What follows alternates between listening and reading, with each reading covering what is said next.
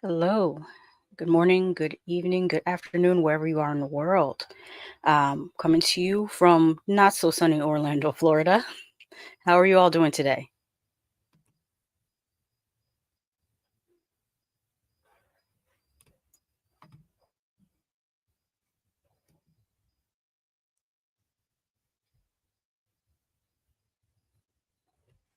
All right, let me just get some things set up. You have to put a space there. Let me save that right quick and let's get to it. Oh, you know what? I actually have a couple announcements to do before we get started on here. Hey, Mr. Dan is in the house. He says, no, it's not sunny. It's been raining off and on. Well, actually, we are officially in the start of hurricane season. So there's that. But fortunately, we're not having inclement weather, just a rainy day. Hey, Mickey Latte.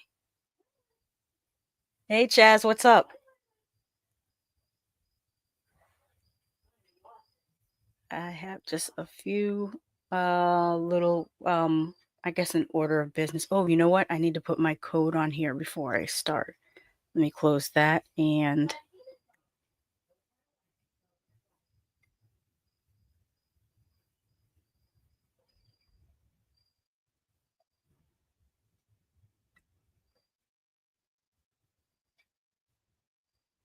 here we go. Tony Man is in the house. Hello. Let me just edit this and let's add this one other thing. Save. There we go. Okay, now I'll just we'll go to our announcements. First and foremost, tomorrow I will be back on here at 7 p.m. We're going to talk about some more slasher movies we love. How many of these can you guys identify just from looking at the pictures? And then we're also going to talk a little bit about the Philippou brothers' Talk to Me, which is their first film, and then also their second film, Bring Her Back. So that will be a very fun and interesting show. We were going to do just slashers, but then Tony Man said we have to talk about Bring Her Back. So that's what we're going to do. We're absolutely going to talk about Bring Her Back. Also on Friday, on my channel, we will be doing Voyage to the Bottom of the Barrel. We're going to have an early show. It's going to be at 5 p.m. Eastern, 3 p.m. Pacific Standard Time. We're going to be talking about well, they're not Tubi movies, but they're movies on Tubi. One is called Dangerous Feelings from 2024, and the other one is called The Grinch That Stole Bitches. Now, the object of Voyage to the Bottom of the Barrel is for us to watch intentionally bad movies. And our goal is to get a perfect score of 0 barrels. And so these are my 2 picks, and I think they should get 0 barrels.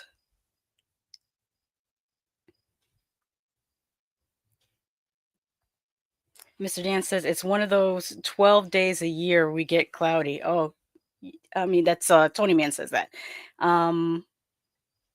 What else? Some of the worst movies I've ever seen. Yes.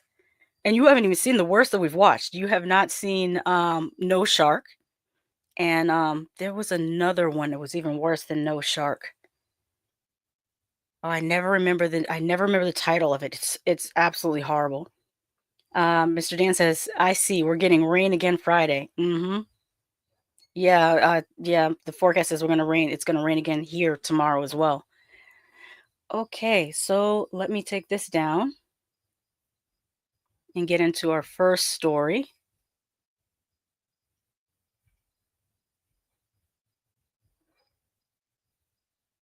I don't know if you guys can hear the cicadas.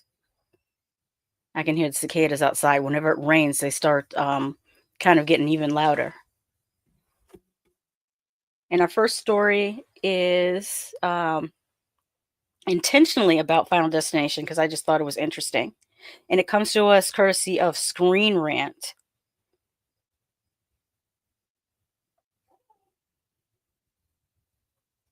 Right? Title reads Final Destination 3 cut a twist ending that would have changed the whole franchise. Can you imagine that? Well, let me put this banner up while I'm talking as well. Just as a reminder. Yeah, put that at the bottom.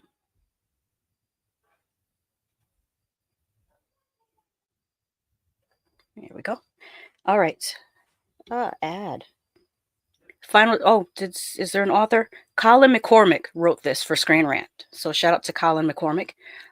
It says here, Final Destination 3 very much stuck to the formula that had proven successful in the other two Final Destination movies.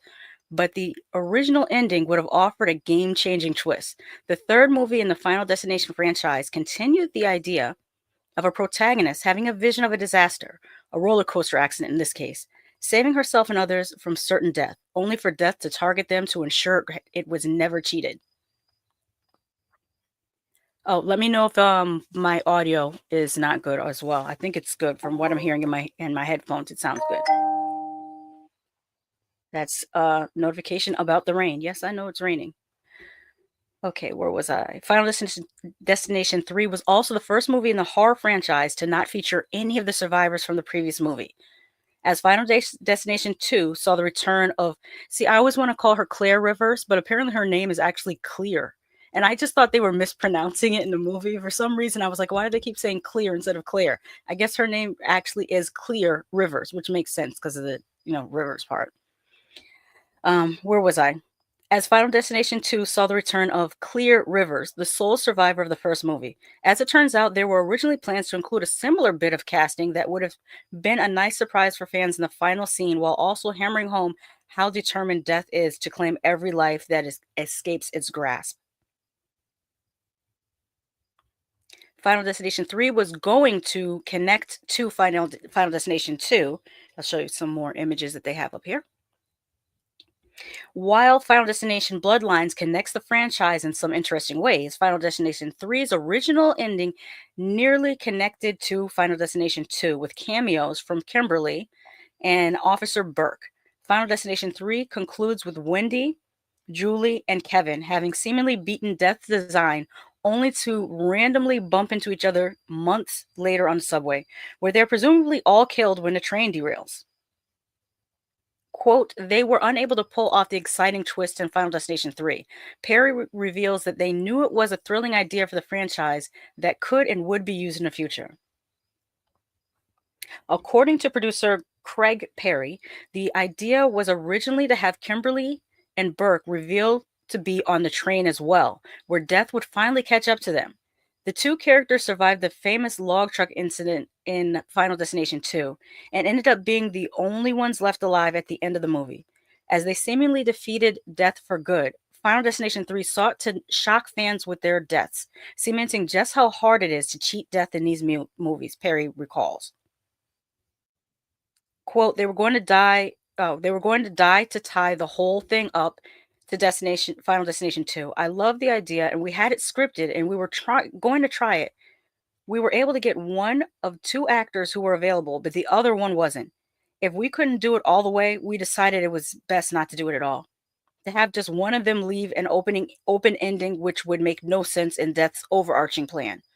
While they were unable to pull off the exciting twist in Final Destination 3, Perry reveals that they knew it was a thrilling idea for the franchise that could and would be used in the future. Quote, we pocketed it because we knew that there was a really interesting idea about the cause and effect in the world of Final Destination, and then it managed to perfectly land in Final Destination 5. And then it actually continues on a little bit about Final Destination 5. Let's get into that. Tony Man says, I noticed it with the captions. It kept saying clear. Yes. Yeah, I very interesting that her name was Clear and not Clear.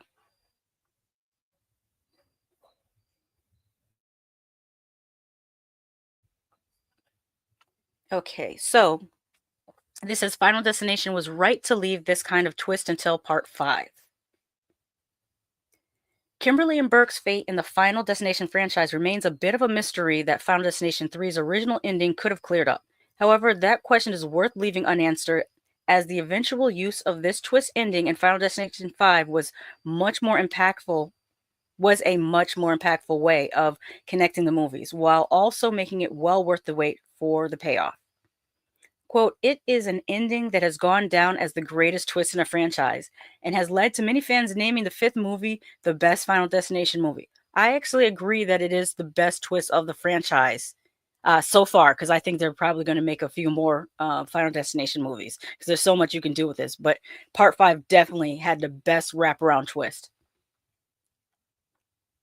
Final Destination 5 ends with survivors Sam and Molly seemingly escaping death and ready to start a new life in Paris, only for it to be revealed they are on the same flight from the first Final Destination movie, which explodes shortly after takeoff. It is an ending that has gone down as the greatest twist in the franchise and has led to many fans naming the fifth movie the best Final Destination movie. The impact of the ending also proves that the franchise was lucky to avoid wasting such a fun twist in the third movie. While the reveal of Kimberly and Burke at the end of Final Destination 3 would have been a fun surprise, it never could have had the same impact as Final Destination 5's twist. To have the fifth movie suddenly go back to the first movie is a much bigger shock than a connection between the second and the third movies. There's also the added thrill of realizing that we had been watching a prequel the entire time.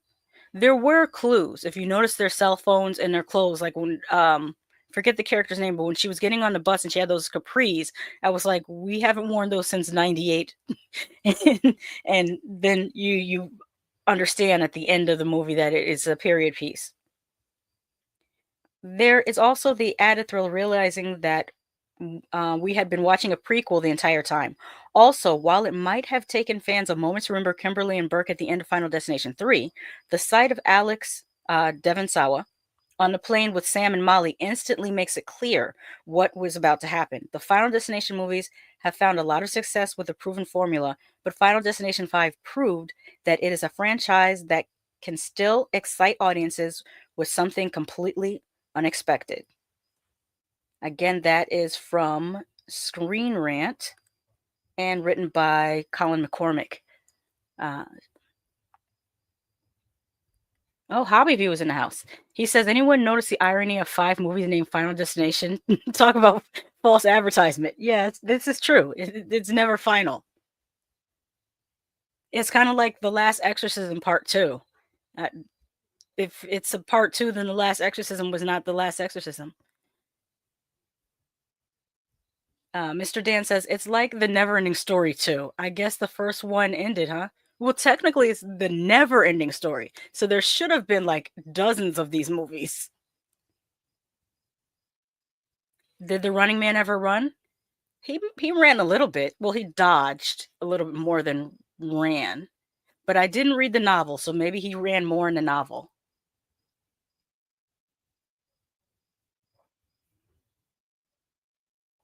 All right, you guys ready for the next story? This is also in relation to Final Destination. I just found these to be really interesting.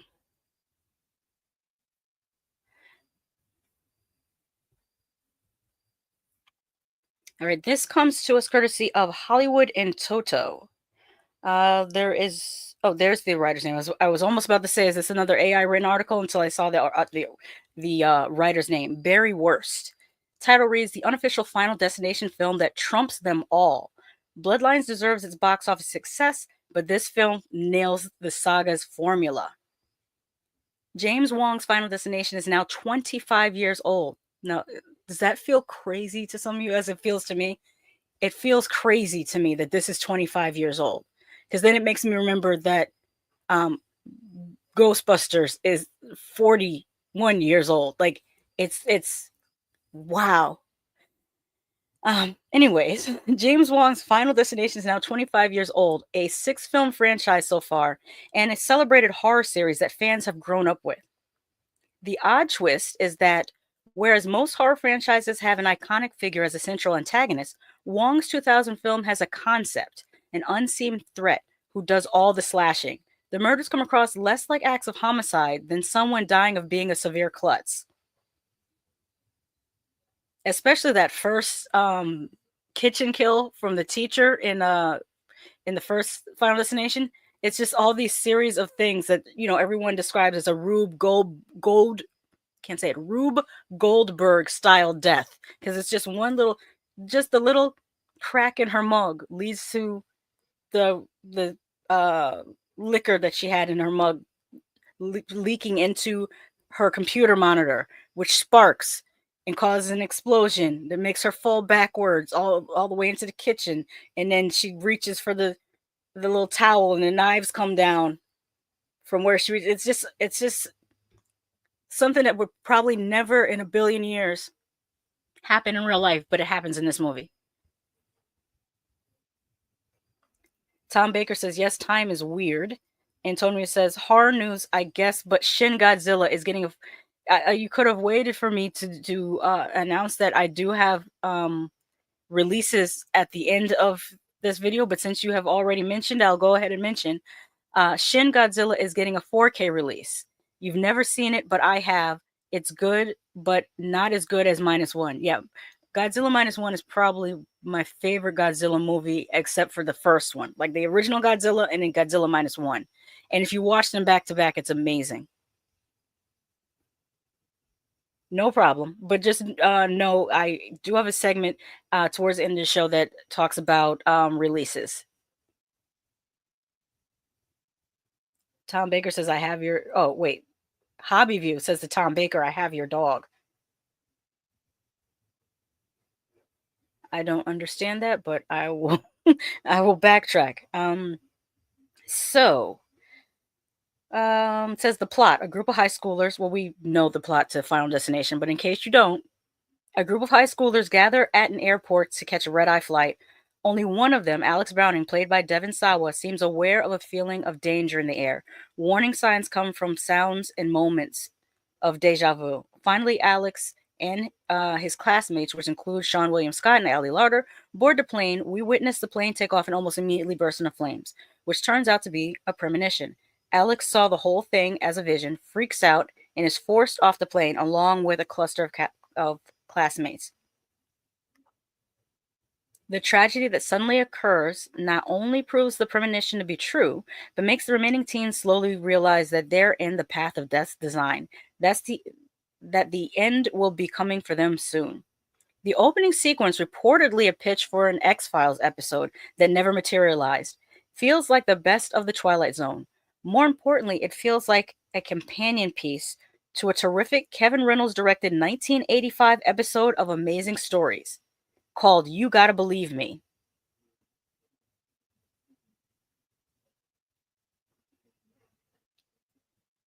The installment features Charles Darning as an elderly man who walks out of his retirement home over to a nearby airport where he frantically warns passengers that the plane they're about to board is doomed.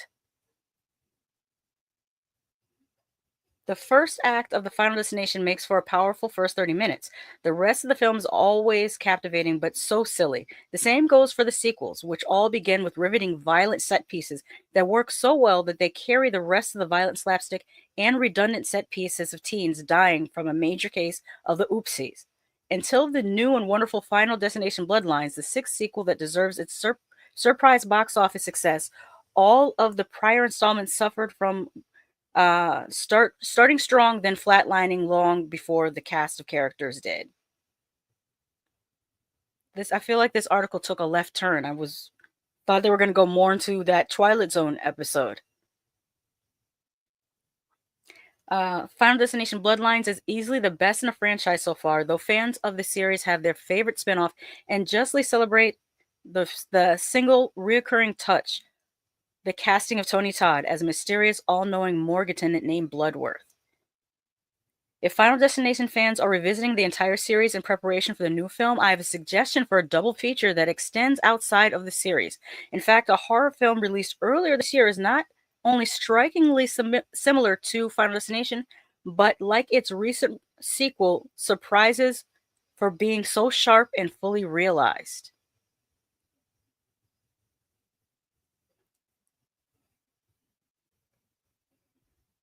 Oh, it's okay if they're talking amongst themselves in the chat. I'm gonna read through some of these though to see what the conversation is because I'm very, very nosy. Teehee, year 2000 minus 25 equals 1975. No, I don't get it. Hobby View says Doctor Who joke. Not again, Doctor Who. Tony says, but you forgot about the other Final Destination movie with the gymnast. Detective says you couldn't replicate it. Yeah, that's another death that's like uncanny. I think Tom Baker is asking Hobby View if he is English. He's not English. He is, I call it USAN instead of American, because American can be anything from Canada all the way down to Brazil. That's all America. So I say USAN, but Hobby View is my older brother.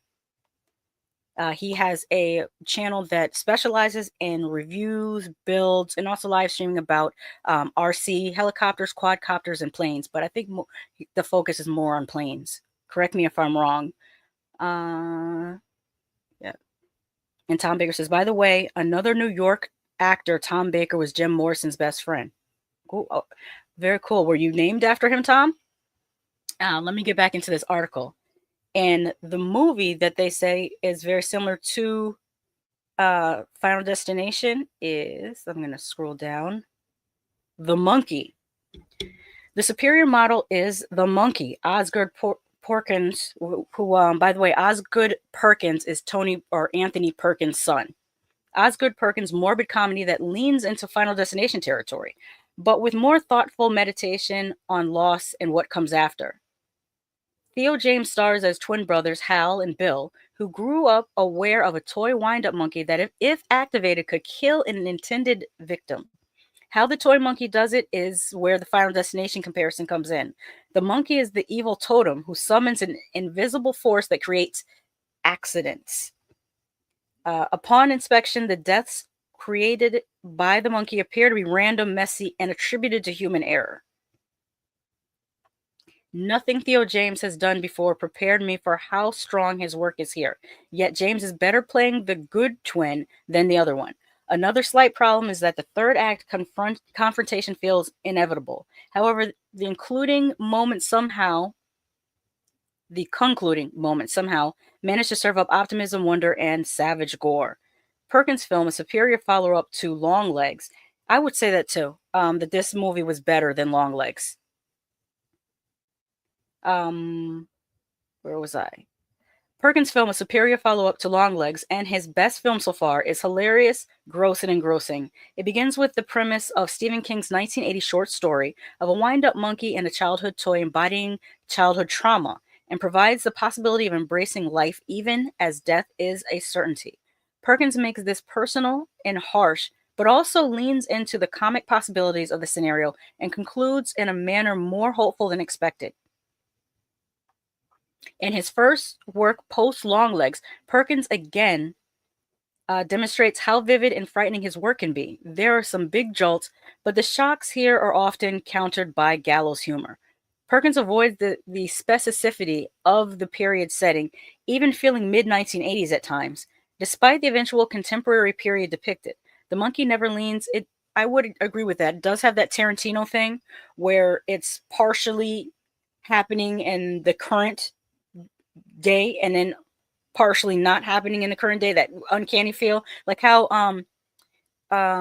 Reservoir Dogs and also Pulp Fiction felt like current day but also 70s at the same time. I would say The Monkey kind of has that feel of current day and 80s at the same time. The Monkey never leans into nostalgia or the period's signpost, but focuses on guilt and grief carried over from childhood. Then there's Final Destination with its young cast about teens who, if they don't survive Death's design, won't have anything to be nostalgic about. And that is the end of that. I agree that the deaths in The Monkey would remind one of Final Destination. Okay, what else is coming on over? Javier says, I literally have a K9 from Doctor Who. And Tom Baker says, Hobby View, my granddad worked with Dave Barry, the British singer. Very, very cool. My granddad was a song and dance man. Very, very cool. All right, let's see what's next. I hear the dancing bear in my head. What's next? What's next? Now we're on to a little bit of box office news, which is pretty good.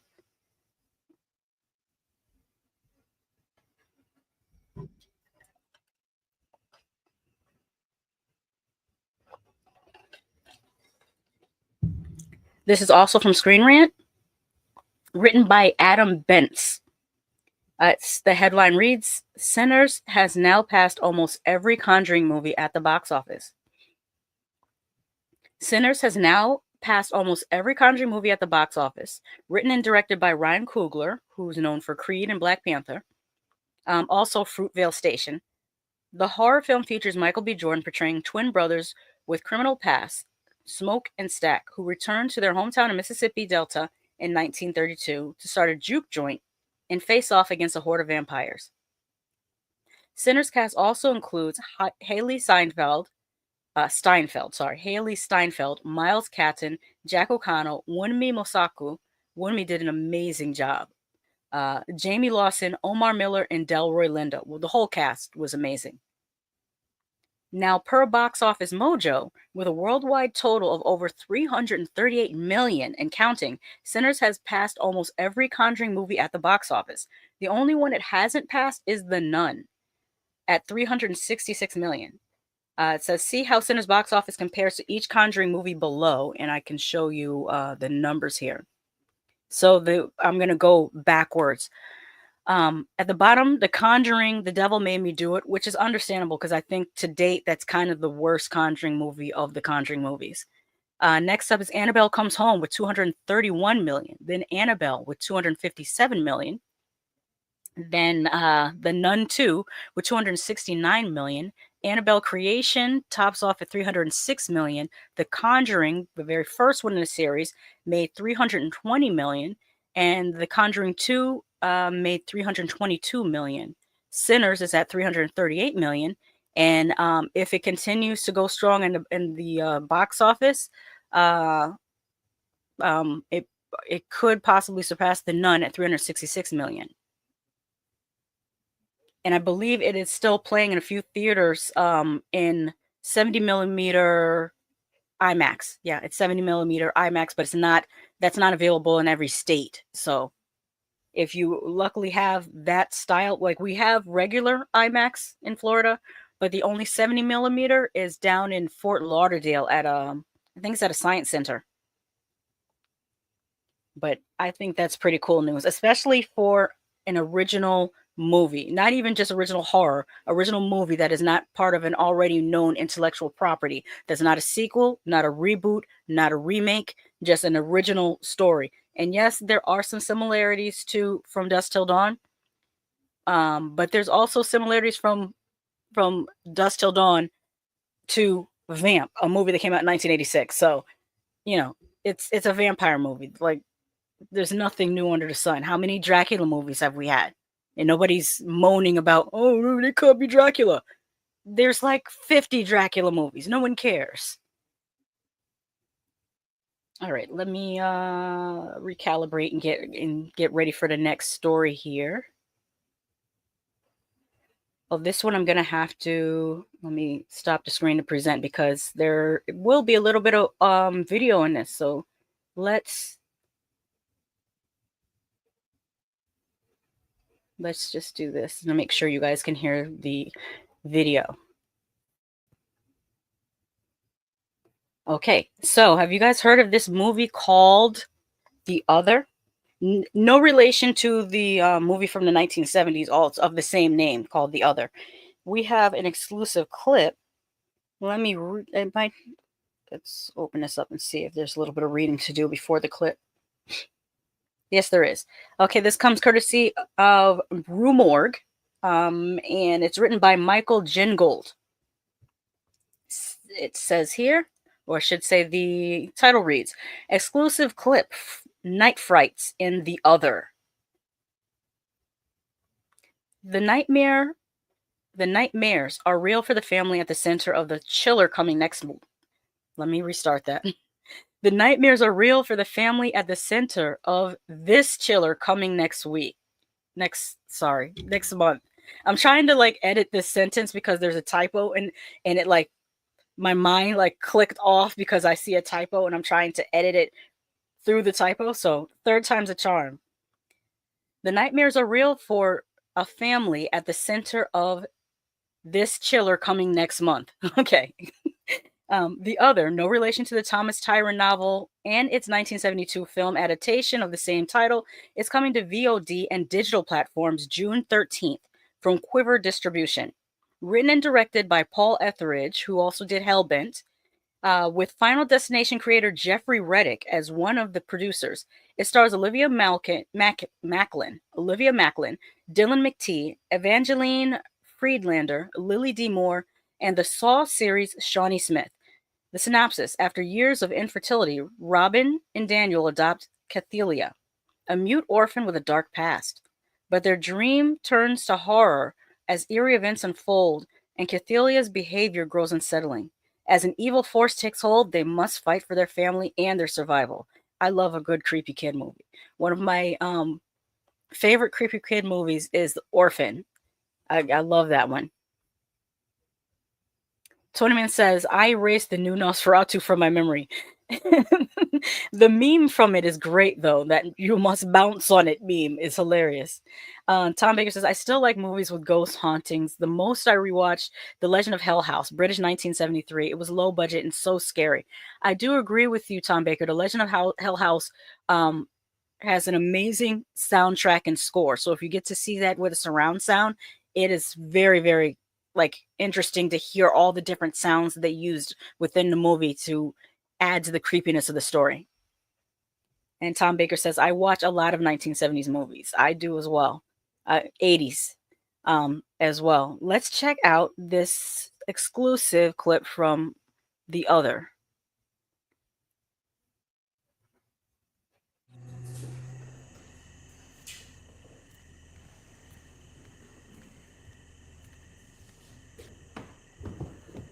She's not in her room. Okay, the first thing is that window or screen door with no curtains, that would bother me. Cathelia! Hey! Cathelia! Go check the creek. I'm gonna call the neighbors. Cathelia! You just running in the water? Yeah, there's land right up here. Why didn't you run there?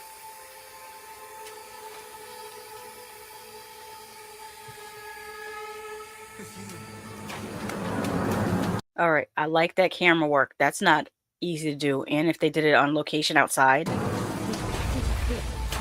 they had like a, what they call it, a crane? Hey, wake up. Wake up. Wake up.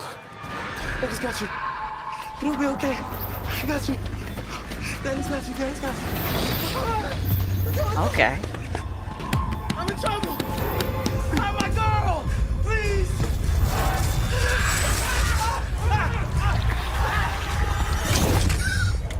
Okay, that blood looked like paint. You know how I am about blood. I want it to be the right color, right consistency, all that good stuff. The little girl is adorable, though. So I'm interested in it. This is the poster art from. This is from the creator of Final Destination, The Other. She is adorable. Look at her little face.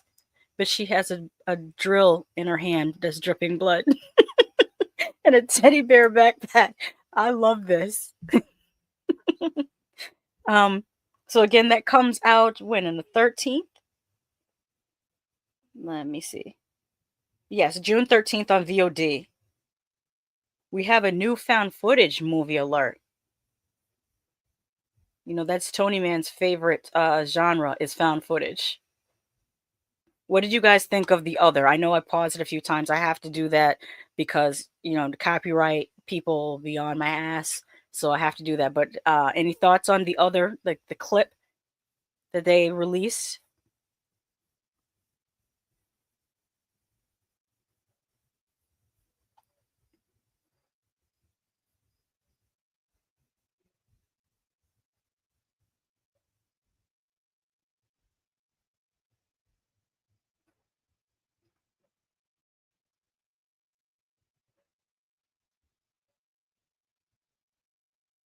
Copy View says, I like my blood like I like my women. Accurate. Yeah, I agree with that. Okay, let's hear it. Sorry, I was Google Earthing something. Oh, so you missed the scene from The Other. That's okay. You're back in time for your favorite subgenre of found footage, which is, well, no, your favorite subgenre, horror, which is found footage. That's what I meant to say. Okay, this is courtesy of Rumour, and let's see. Let's open it here on my phone. This is written by Michael Gingold again. Title reads, Mockumentary Found Footage, The Making of the Patterson Project gets a poster and a trailer. So let's scroll down to the poster. You guys can check that out while I'm reading the copy. It looks like a VHS tape. Says, it follows some movie makers trying to achieve a big feat in the verite genre. Verite means like very lifelike, very almost documentary style. Vertical releases found footage, The Making of the Patterson Project, to theaters June 20th, and then VOD platforms June 24th. So it's only going to be in the theaters for 3 days before it comes out on VOD. Directed by Max Tizans and written by Tizans and David San Miguel. It was produced by Tyler Friesen and has the radio silence team of Chad Vieja, Tyler Gillette, and Matt Bettinelli-Olpin. The 21st Century Scream Films Abigail, who worked on that, I should say, as executive producers. Brennan Kill Cook, Chen Tang, Erica Vetter, and Dean Cameron star. The synopsis. Found Footage is a mockumentary horror movie about a budding filmmaker's attempt to produce his first feature, a found footage movie about Bigfoot, through the eyes of an esteemed French documentary crew. The story follows his unlikely band of misfits as they struggle to keep the production afloat on a shoestring budget. All the while, mysterious and sinister occurrences begin to unfold behind the scenes, blurring the lines between movie magic and real life. As the shoot days get longer and scarier, the filmmakers quickly learn that they've stepped into a very real and very terrifying found footage film of their own. Tommy says, if it annoys your sister, I love found footage. And also, I have foundtv.com. It'll be there soon. Okay. What do you guys think about the poster? That looks like a VHS tape. It says, a dirty shot, clean film from the producers of Scream 6 and Ready or Not. And then on the bottom, says The Making of the Patterson Project, which is, it's called Found Footage, The Making of the Patterson Project. The guy reminds me of Weird Al Yankovic a little bit, his face in this Bigfoot costume. Now, there's also a little featurette clip. Let's check it out. Come on in. Oh, thank you. Now it's really starting to feel real. Look at this, man. This looks like it's more of a trailer, which is cool. So I've had the idea of doing a horror film, found footage, and then of course Bigfoot has always fascinated me. You're totally forsaking the integrity of the movie. If we have no money, there is no movie, there is no integrity. This is a napkin, and we'd like it on an actual check. No. Yes. We got a lot of problems happening right now, man. I don't want to tiptoe around anything. But the thing about it is, this might be just an aside, but I like the color grading. You know, that's my pet peeve when things are color graded in a weird way, or like when they apply a filter to the whole film. Like I get people trying to replicate that blue look of The Ring, or whichever movie made it popular to do a sepia. Whatever movie made it popular to do sepia. I almost curse you because it's so overdone. So I really like when the color grading is like this, where it's a range of colors. It's slightly muted, but not overly muted. you have to look at it like a challenge. This is how you show your worth as a filmmaker. Daniel Radcliffe. Daniel Radcliffe? We got him! Yes! Now that I look at it, I think it's I don't think this is shot on film, but I think they tried to make it look as though it's shot on film. I think it's shot on digital, but they tried to get that film look, and I think they almost achieved it. No. Did you get me? We're making a movie right now. Take one.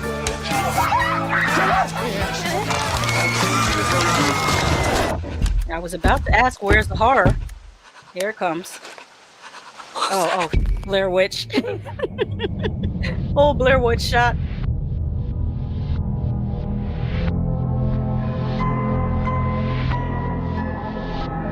That doesn't look good, man. Oh, dude. Natalie! See, it's not, this right here is not creepy to me. Man. Oh. Wait, let me roll it back just a little bit more. This, I'm from Connecticut. We have roads that look like that every day. So it's just, wilderness is just not, it's not creepy to me. That doesn't look good, man. Oh, when I was a little kid in Massachusetts, like this, like, yeah, this is not. This is so good!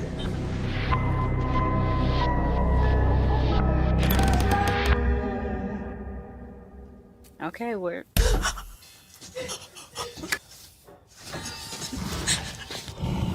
Oh, I like the sound. Well, from my headphones, the sound sounds great.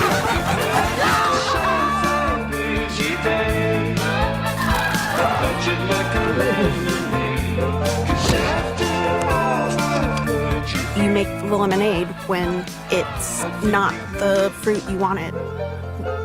When it's not the fruit you wanted. Okay, that seems pretty interesting. What do you guys think in the comments? June 20th, and then streaming June. All right, that was pretty cool. What do you guys think? It looked interesting enough for me.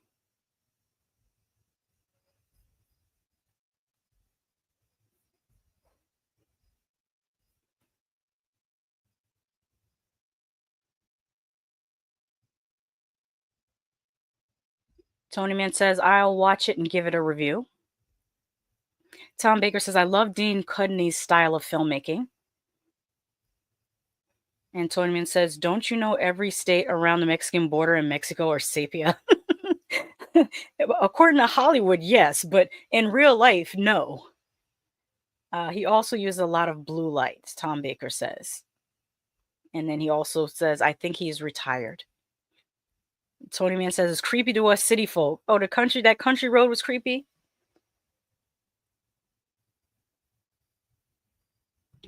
Chaz says, let me position that down a little bit. A lot of filmmakers are trying to capture that old school 70s and 80s aesthetic. Yeah, I don't mind that. I wish that there was some way of making their digital footage look like the way film looks. That's what I kind of miss that. But I do understand due to budgetary constraints, it's way cheaper to shoot on digital. Film is very expensive. Tom Baker says one of his last was Whisper. I also like that movie. Haven't heard of that. Tom Baker says That Devil Child. And also, yes, I like the trailer. Very, very cool. Mr. Dan says, Exist is probably my favorite found footage film, and it's a Bigfoot film. Yes, I remember Exist. Exist was pretty good. I remember seeing Exist shortly after Troll Hunter, which is another great found footage when it comes to... There's like 3 found footage films that I think of when it comes to creature feature found footage films. The Host, Troll Hunter, and Exist are like top 3 for creature found footage. I could say also Wreck, but Wreck is more of a demon possession virus movie. I mean, you can consider it a creature too, but I'm thinking more like cryptids and kaiju type of thing. Mr. Daniel says, but this has potential. Yeah, I like how they didn't show too much. They showed you enough for you to be interested in it. And then I'm not sure what the twist is going to be because it kind of feels like it might go the way of Supernatural. Like you're thinking that it's going to be, oh, we're out here trying to film Bigfoot, but we're faking the Bigfoot, and then we get a real Bigfoot. But then when they showed that old lady, I wondered, is that going to be like a Supernatural type of thing and not Bigfoot at all? We'll see. Fominky Latte says, I wonder if in the other, the little girl is going to be possessed by the entity. That's a great question. That's a really great question. I would dig that if that happened. Tony Man says, Exist is an awesome movie. And Mr. Dan says, I agree. Tom Baker says, Tony Man, you saw Whisper? I have not, and I also have not heard of Whisper. All right, let's get into our next story, which also shows that a little bit of footage. And this comes courtesy of Fangoria. It's written by Amber T, and the headline reads, Megan 2.0 final trailer teases an action-packed android showdown. The Blumhouse sequel hits theaters on June 27th. Let's see if they have a little something to say before. Oh, geez, that's how we're going to start this article? Let me take a sip because Fangoria and Amber, I like you. Oh, you know what? I forgot to put the image up there. Let me add that so you guys can see. I'm sorry about that. I might try next producer, since I'm so great at multitasking. I think I might have to use a producer so the show flows more evenly. Tonyman says, did you like Afflicted? Did I see Afflicted? Yes, I did see Afflicted. That is the one with the guys going on a vacation through Europe, and one of them is suffering from cancer. Yes, I did enjoy Afflicted. That was surprisingly good. Tom Baker says Hobby View equals great channel. Oh, I'm sure he's gonna love to hear that. Okay, now where was I? Listen to how they start. No, I'm actually gonna scroll up so you know that I'm not making this up. For the Fangoria feature, Amber T starts the article with, "Hold on to your vaginas. Megan is back in Universal's final trailer for Megan 2.0, hitting theaters on June 27th. You see it's right here on the screen. First sentence underneath the picture. I did not make up that sentence. Okay, so hold on to your vaginas. Megan is back, and Universal's final trailer for Megan 2.0 hitting theaters on June 27th. From director Gerard Johnstone and produced by horror titans James Wan for Atomic Monster and Jason Blum for Blumhouse. Megan 2.0 follows the box office hit that grossed more than $180 million worldwide back in 2023. Stars Allison Williams from Get Out, Violet McGraw from The Haunting of Hill House, and Amy Donald and Jenna Davis as Megan's body and voice, respectively, all return for the sequel, with Ivana Sakno, Star Wars Ahsoka series, joining as the newfound threat to Megan's reign of terror. 2 years after Megan, a marvel of artificial intelligence went rogue and embarked on a murderous and impeccably choreographed rampage and was subsequently destroyed. Megan's creator, Gemma, has become a high-profile author and advocate for government oversight of AI. Meanwhile, Gemma's niece, Katie, now 14, has become a teenager, rebelling against Gemma's overprotective rules. To be fair, Katie has always rebelled. I still remember in the first Megan when she smacked the hell out of her aunt for trying to take Megan away from her. Unbeknownst to them, the underlying tech for Megan has been stolen and misused by a powerful defense contractor to create a military-grade weapon known as Amelia, the ultimate killer, infiltration spy. But as Amelia's self-awareness increases, she becomes decidedly less interested in taking orders from humans or in keeping them around. With the future of human existence on the line, Gemma realizes that the only option is to resurrect Megan, Amy Donald, voiced by Jenna Davis, and give her a few upgrades, making her faster, stronger, and more lethal. As their paths collide, the original AI bitch is about to meet her match. When you think about it, this is giving Terminator 2. Because if you remember, in the first Terminator, obviously, the Arnold Schwarzenegger version of Terminator was there to kill John Connor. But in Terminator 2, he came back to save John Connor from the new Terminator. So Megan 2.0 is definitely giving Terminator 2. Also going, Megan 2.0 are... Do they mean also joining? What do they mean by also going Megan 2.0? I think they mean joining. Also joining Megan 2.0 are Aristotle Athari from Saturday Night Live and Hacks, Tim Sharp from Apple's Never Fall, Percy Jackson and Percy Jackson and the Olympians, and Jermaine Clement from Avatar: The Way of Water and What We Do in the Shadows. I love What We Do in the Shadows. Okay, so y'all want to take a look at the final trailer for Megan? Or Megan 2.0, I should say. Here she goes. Let me see if I can increase the size.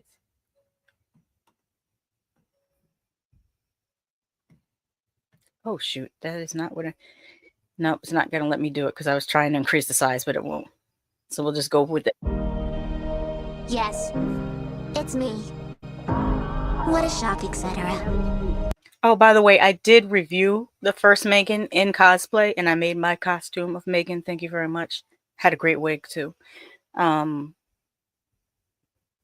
Fominky Latte says, now why would anyone start an article off like that? Because they just want to. They just want to. My path to personal growth has been paved with disappointment. Oh, by the way, let's see that? That's great body or blood or brain splatter that's there. My path to personal growth has been paved with disappointment. I think we can agree that my biggest mistake was that I cared too much. Actually, the biggest mistake you made was murdering 4 people and a dog. She doesn't Alright, care. I'm gonna put this in terms you can understand. I'm not the only killer robot. Amelia's stronger than you can imagine. And she's coming after anyone who can stop her. Including you, Gemma. Which, you know, bummer. But to get to you, she'll kill everyone you love. So what do you guys think so far? Let me see. Tony Man says, so if we go see it, will you wear your costume and do the dance in the hallway? No.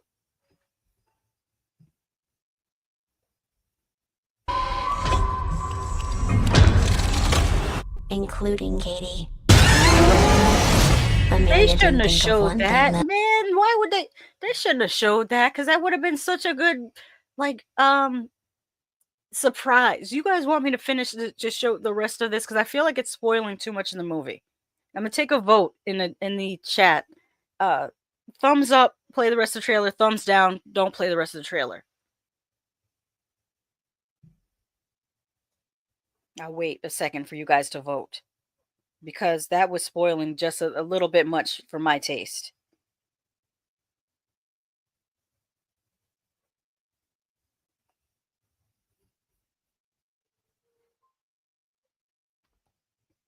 I'm waiting for at least 3 votes.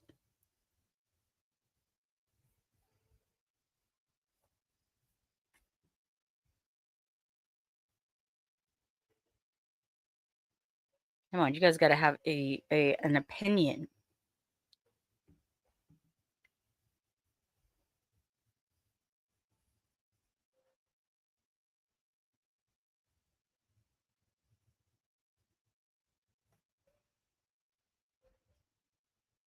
Okay, Tony Man says thumbs up. Wait. Tom Baker says, well, I thought Sinner's trailer was too long. But by T and Live that movie, I'm unsure of what you mean by the second part of that. Fominky Latte says thumbs up. Chaz Flick says thumbs down. That's my problem with trailers. They give away too much. Another thumbs up. Tom Baker says thumbs up. Chaz, you were outvoted. They say thumbs up. They want to see the rest of the trailer. I would say come back in, I will say 1 minute. There's 1 minute or less. 1 minute and 35 seconds. Sorry, it's 1 minute and 35 seconds less of the trailer. So close your eyes for 1 minute and 35 seconds.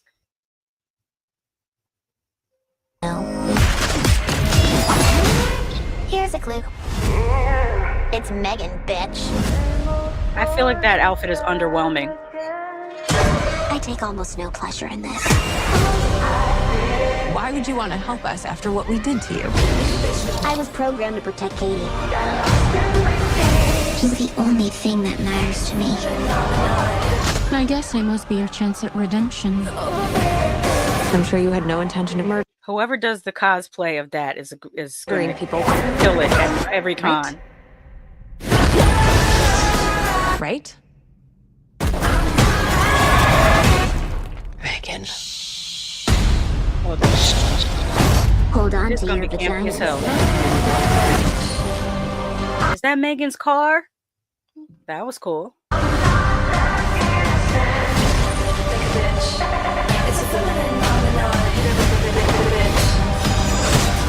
No matter what happens, I want you to know I see you. Megan? You better believe it, sister. You want me to drive? Oh, see, why would you give that away? Now she got a mech suit. Oh my god. Just get it. Spoil everything. I feel like I've seen the movie already. Your neurotransmitters tell me you're highly aroused. All right, that's enough. Megan, stay low. This is supposed to be a stealth mission. Did you hear me?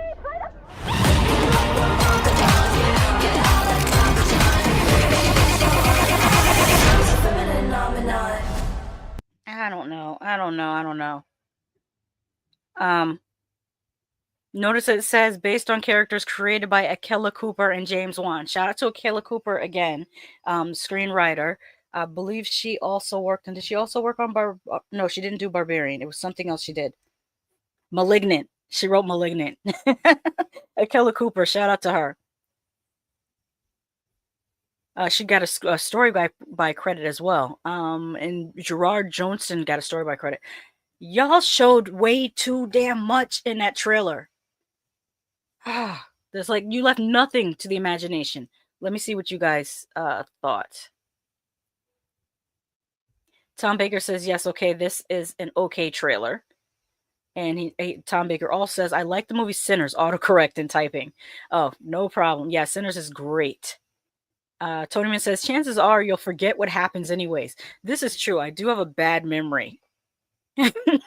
So by the time the movie comes out, I probably will have forgotten that I've seen this trailer, but it's because I watched so many things. It's like my brain can only hold so much, and it starts spitting it back out. Tony Man also says Lady Gaga as a robot. I was looking at the wig like it's very Gaga-esque, and he also says, in my honest opinion, this looks like doo-doo. Oh my gosh. Tom Baker says, I refuse to see Sinners because of that long trailer, but went anyway. Score.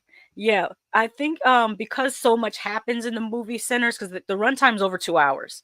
So I think that's what kept it from but although they did kind of spoil that there was vampires in it, whereas like to give the same comparison to From Dusk Till Dawn, most of us went to see From Dusk Till Dawn without knowing it was a vampire movie. So that's what made it cool. And I think the same thing with Abigail. They ruined Abigail by letting us know that she was a vampire. The trailer should have ended with Abigail saying, I'm sorry for what's going to happen to you tonight. Boom, end of trailer. Then you have to go to the movie to see why the little girl is sorry for what's going to happen to them. They don't make you, the trailers don't make you curious. A trailer should make you like, well, the trailer we watched previous to this one for Found Footage, that did make me curious. It made me want to know, oh, what's going to happen when they go out to the woods. That's a better trailer because it's supposed to make you feel like what's going to happen.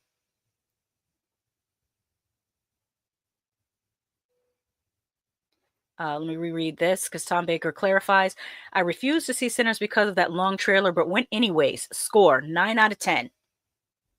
Chaz Flick says Akela Cooper is a good writer. She wrote Malignant and Hellfest. That's right. That's the other one I was trying to remember what that she wrote. She did do Hellfest as well.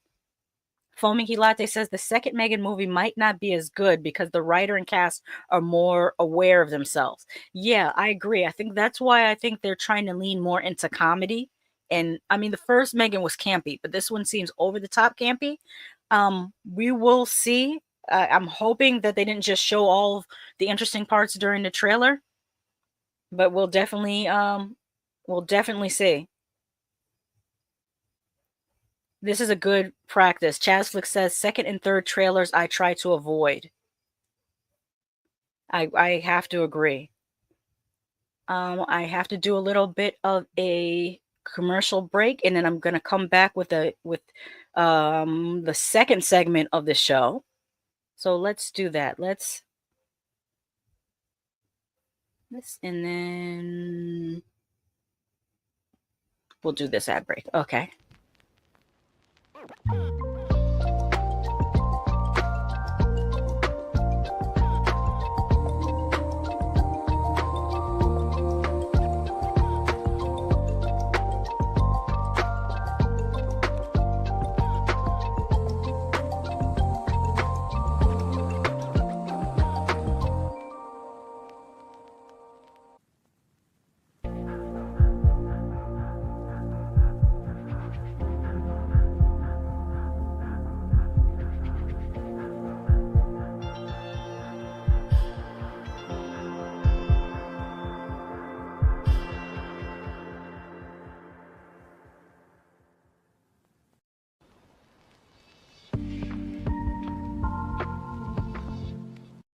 Now on with the show. Welcome back. My computer was frozen for a hot second there.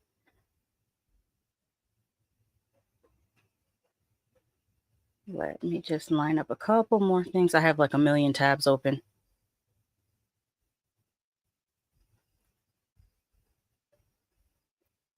There we go.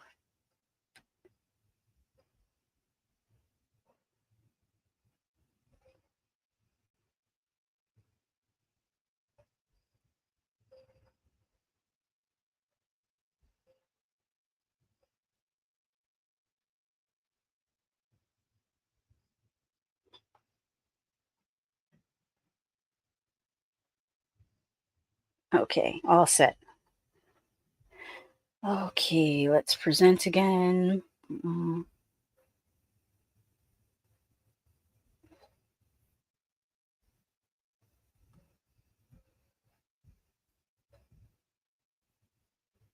Get back to the comments. Tony Man said, oh, Tom Baker says to Tony Man, I hope you start a music channel. And JW says, did you find Reeker yet? No, I have not found it yet. Okay, cool. All right, so let's get into our next story, which is also courtesy of Rumour, written by Michael Gingold again. And the title reads, Pete Davidson enters the home from the Purge creator trailer and poster. So let's scroll down to the poster first. Here is the poster for, let me see if we can,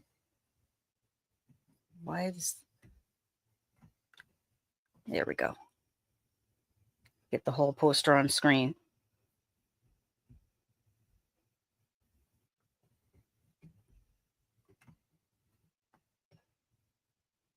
All right, you guys let me know what you think of the poster and I'll get started on the story.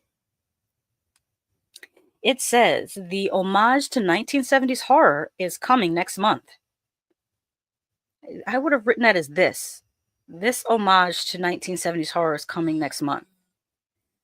Lionsgate and Roadside Attractions will bring The Home to theaters July 25th, directed by James DeMonico from the Purge franchise, from a script he wrote with Adam Cantor. It stars Pete Davidson, John Glover, and Bruce Altman. The synopsis? A rebellious 20-something, Davidson, is sentenced to community service at a quiet retirement home. The residents on the 4th floor are strictly off limits, said to require special care. As his suspicions grow and he digs deeper, he uncovers a chilling secret that puts both the residents' lives and his own in grave danger. When I set out to create The Home, DeMonico says, I aim to capture the spine-chilling eeriness of 1970s horror, where suspense simmers and ultimately erupts into glorious chaos. Joining me is my Staten Island brother, Pete Davidson, who unveils a darker, dramatic side of his character, navigates a bizarre group of residents in an old age home. The growing tension culminates in an epic, blood-soaked finale designed to leave audiences grasping, terrified, and cheering. I can't wait for everyone to visit The Home. Cover your eyes, folks. And that's all they wrote. Let's check out the trailer. Tom Baker says old school poster. Very true. And also, I love retro.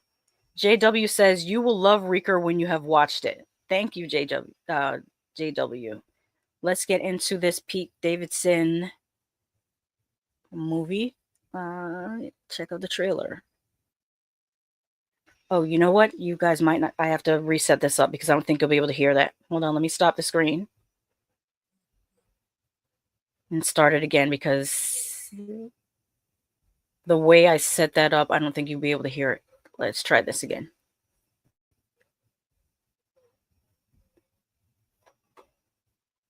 All right, now let's go. Gonna hurt you. What? Let me roll back the. Hey man, I'm not gonna hurt you.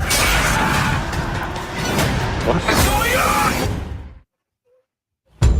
Already, that seems kind of like a action-packed, but I'm sure that's the finale.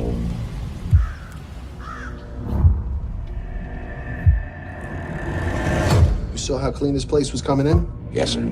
Your job is to keep it that way. And no fourth floor, darling. Those patients need special care. Off limits to you. These are good people. They deserve comfort in their twilight years. Here to get your garbage. You know, you've got interesting eyes. This is true.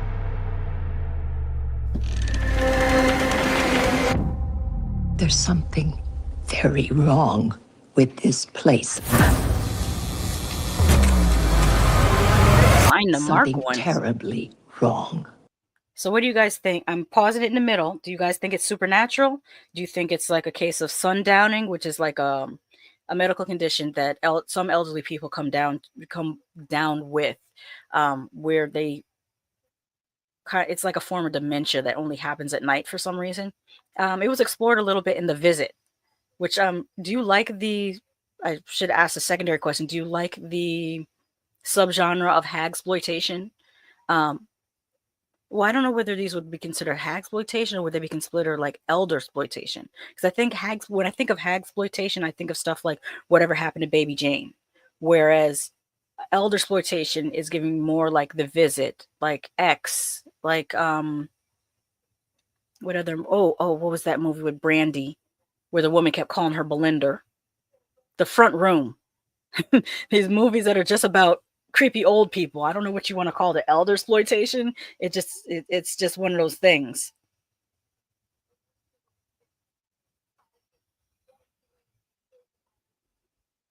Tony Man simply just says old people. Okay, I'm gonna play some more of the trailer.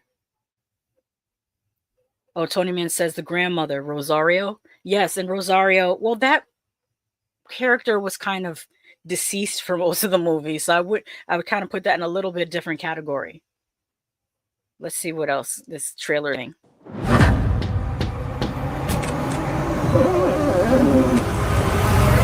Oh, okay, I'm sold. I want to see this. That was very much giving the Omen tease to me. I want to see this. Should we play the rest of the trailer? Well, it's a shorter trailer. It's under 2 minutes. So let's hope that it doesn't spoil too much. It's under 2 minutes, so let's go.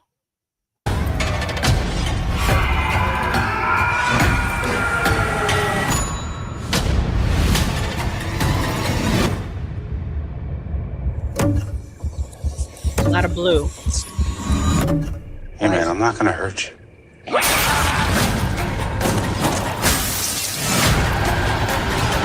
All right, yeah, they're gonna spoil it too much. I'm making an executive call and stopping it right there. I'm making an executive call because like there's still almost 30 seconds left of the trailer, and they've shown so much that they didn't need to show. Is the trailer on this one? No, so I'll just go into the next one. We have a next story. It's coming to us courtesy of Hindustan Times.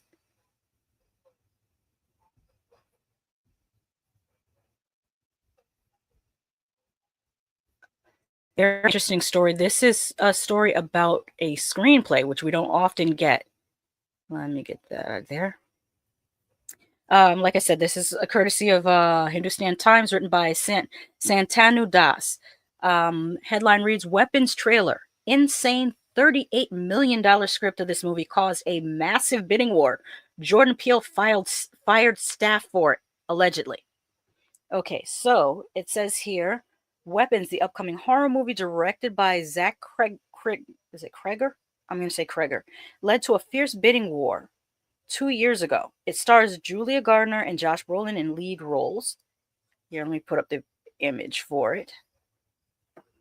Not a prestige drama or an adaptation of a bestseller. A fierce bidding war in Hollywood raised eyebrows because it was for an original idea for a horror film. Now that the trailer has released, viewers are also reacting to the first footage of the upcoming film Weapons, helmed by Barbarian director Zach Cregger. The film sold to production house New Line for an overall sum of a jaw-dropping $38 million. Now, mind you, that's only for the screenplay. That fee is not for the production fee at all. That's only for the screenplay. Where was I? The film sold to production house New Line for an overall sum of a jaw-dropping $38 million, with reports even saying that there were multiple studios that wanted to get hands on the project. Also read, okay, that's the, that is an ad. Let me skip over that. About the movie. As the trailer suggests, Weapons revolves around a small town mystery where the sudden disappearance of multiple children at the same time shocks everyone. It all happens on a random Wednesday morning when 17 children in the fictional town of Maybrook woke up from their beds and ran into the night. They never came back. Julia Garner plays the class teacher of the school who is at the center of the allegations as questions pile up regarding the mysterious disappearances. Reacting to the trailer, a fan commented, quote, "Now that's how you make a trailer. You give people a taste, get them excited and curious without giving away the story. Can't wait to see what Zach Cregger has in store." A second fan said, quote, "The child narrating added to the horror factor. It reminds me of those I heard to friend a friend." Wait, how does that make sense? It reminds me of those I heard to from a friend of a friend. Let me not autocorrect. Let me edit this. It reminds me of those heard it from a friend of a friend scary stories from my childhood. A comment read, "You had me at director of Barbarian. This is going to be epic." And I have to agree a little bit because I loved Barbarian. Fomiki Lati says, "I bet Pete Davidson is glad the Kardashian curse didn't get him too bad. This is true. I think it's because he got out early. I think it's like a time limit. If you do over 6 months with them, then they got you. But I think he got out just under 6 months." Tom Baker says, "Boy, that's an expensive pen." Yes, this is not something that happens frequently at all, especially for an original screenplay. Now, speaking of the Jordan Peele of it all, there was a Reddit thread about Jordan Peele firing his staff. Let me go over to Reddit. I'm not going to put it up on a screen because it's possible that there could be expletives that I could get in trouble for or all that. So I'm just going to read it from my phone. It's under r/movies under Reddit. The title reads, "Zach Cregger Weapons Auction, Behind the Scenes and Aftermath. Script sold to New Line for $38 million caused Jordan Peele to fire managers due to losing the auction." Band Lab says, "Showringer." Wait, this doesn't make any sense. I'm going to skip that comment and go over to... Oh, I'm scrolling down to see if there's any added information before I read through things that don't matter.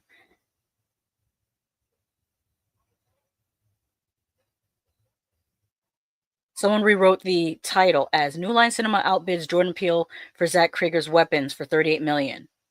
And the next person says that's a far, far better title.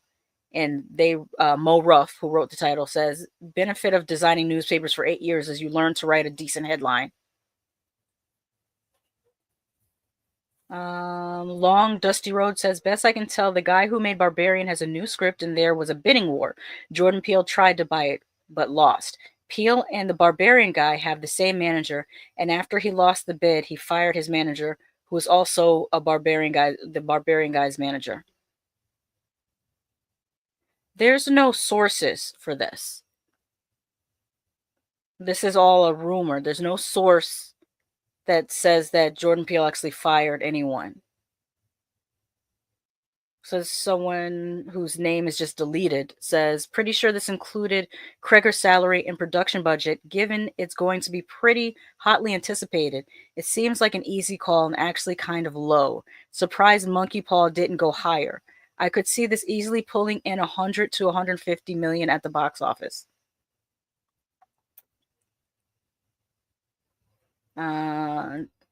Someone whose name is Tit Dirty says, Monkey Paw wanted to go in as much as New Line offered, with Peele even offering some of his back end to cover the cost, but Universal didn't match. Okay, none of you are giving your sources for how you know these things. You're just writing stuff and we're supposed to just take your word for it?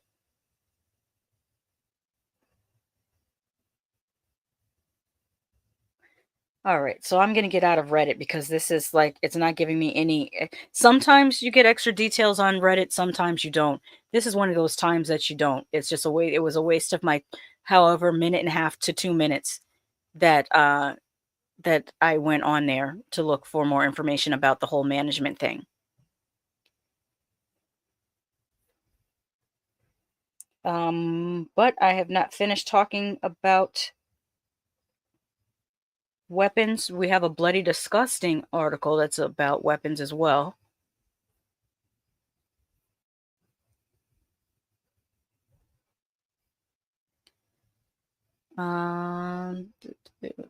Tony Man says, you know those I heard from a friend that they had a friend who took Spanish fly type story?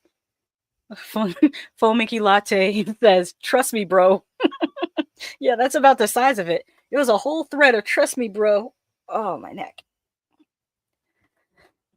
I think I'm going to do some yoga when I get off here. I need to stretch. I feel like my body's not limber at all. I need to stretch. I need to get back in shape. Really, really hardcore get back in shape. Okay, this comes courtesy of Bloody Disgusting, written by John Squires. Headline reads, Zach Cregger says Weapons is a fun horror movie, not a morose slog. The subject matter of Zach Cregger's Barbarian, which, I mean, slight spoiler for Barbarian, I call it the titty monster movie. If you've seen Barbarian, you know what I mean by titty monster movie. So let me digress. The subject matter of Zach Cregger's Barbarian new horror movie Weapons may be dark, centered on a group of young children who vanish into the darkness at 2:17 a.m. one night. But Cregger promises in a new interview with Empire Online that his goal wasn't to burn us out with a bleak horror experience. Rather, he wants to make sure audiences are having fun too. It's a fun movie, Cregger tells the outlet. It's funny, it's scary, it's inviting. It's not a grim, morose slog, and yet the story it tells is really fucked up. That's literally what he said in this article. Tonyman says, you know they call me Magic Hands. Okay, why are we getting a, what's her name? Dolores Roach. The horror of Dolores Roach, what do you call it? Reference. Why are we getting a random The Horror of Dolores Roach reference? I'm not getting the why. JW says, do laps and give me 20. Yeah, sure, not anymore. Back in my college days, yeah, maybe. Where did I leave off? Okay, I'm gonna re-quote Cregger again. The director says, it's a fun movie. It's funny. It's scary. It's inviting. It's not grim. It's not a grim morose slog. And yet the story it tells is really fucked up. The filmmaker also teases that Weapons is a lot bigger and weirder than Barbarian. Okay, now you have my interest. I should say you had my curiosity. Now you have my interest. with the film's secrets under lock and key until it's released in theaters on August 8th, 2025. Check out the previously released official trailer below. Here we go. Here is the synopsis. When all but one child from the same class mysteriously vanish on the same night at exactly the same time, a community is left questioning who or what is behind their disappearance. Dive deeper into the mystery on maybrookmissing.com. Oh, they have an accompanying website. I have not seen that since Blair Witch Project. Okay, I think maybe next week, or no, when it gets closer to the release date, maybe we will visit the website. Okay, the cast for Cregger's new film includes Josh Brolin, Julia Garner, Alden Ehrenreich, Benedict Wong, Amy Madigan, Austin Abrams, and Carrie Christopher. New Line Cinema presents a Subconscious Vertigo Entertainment Boulder Light Pictures production, a Zach Cregger film, Weapons. It will be distributed by Warner Brothers Pictures and released in theaters and IMAX nationwide on August 8th and internationally in August. And I do have the trailer here. Fortunately, they did a good job with their trailer. It's more of a teaser than a trailer. It does not reveal too much, and I appreciate them for that.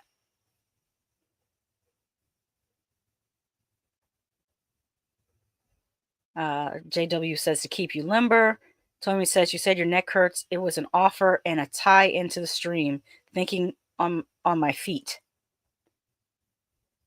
Oh, I understand the magic hands reference now. Okay, gotcha. All right, let's check out this Weapons trailer. This is a true story. Trailer is under 2 minutes long. Again, and it's more of a teaser. This is a true story that happened in my town. So this one Wednesday is like a normal day for the whole school. But today was different. Every other class had all their kids. But Mrs. Gandy's room was totally empty. And you know why? Because the night before, at 2:17 in the morning, every kid woke up, got out of bed, walked downstairs, and into the dark. And they never came back. I don't understand at all. Why just her classroom? Why only hers? Where are our children? We have a lot. Do you all recognize her? She was just in a recent horror movie, by the way. Does anyone happen to recognize that actress? I have emotional parents here. I think. Look familiar? I'll give you a couple seconds to answer.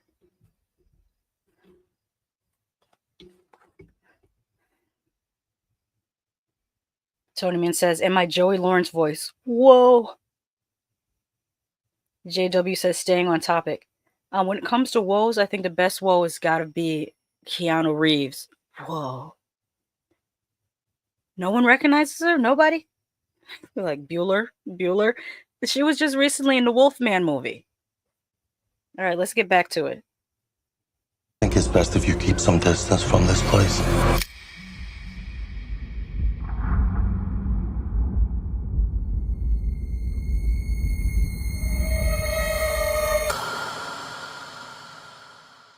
Now that's creepy. That's a creepy ass image.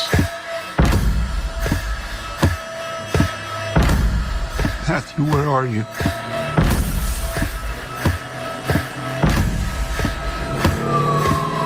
Where did you go?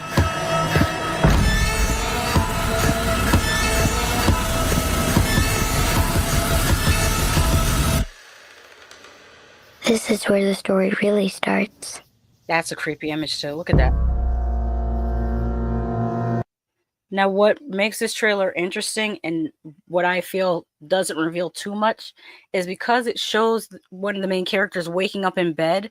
We don't know how much in the trailer of what we're seeing is part of the actual story and what part is a dream sequence. Because I feel like some of the things that they showed us are part of a dream sequence and aren't the full story. So that's why I said I don't think it shows too much.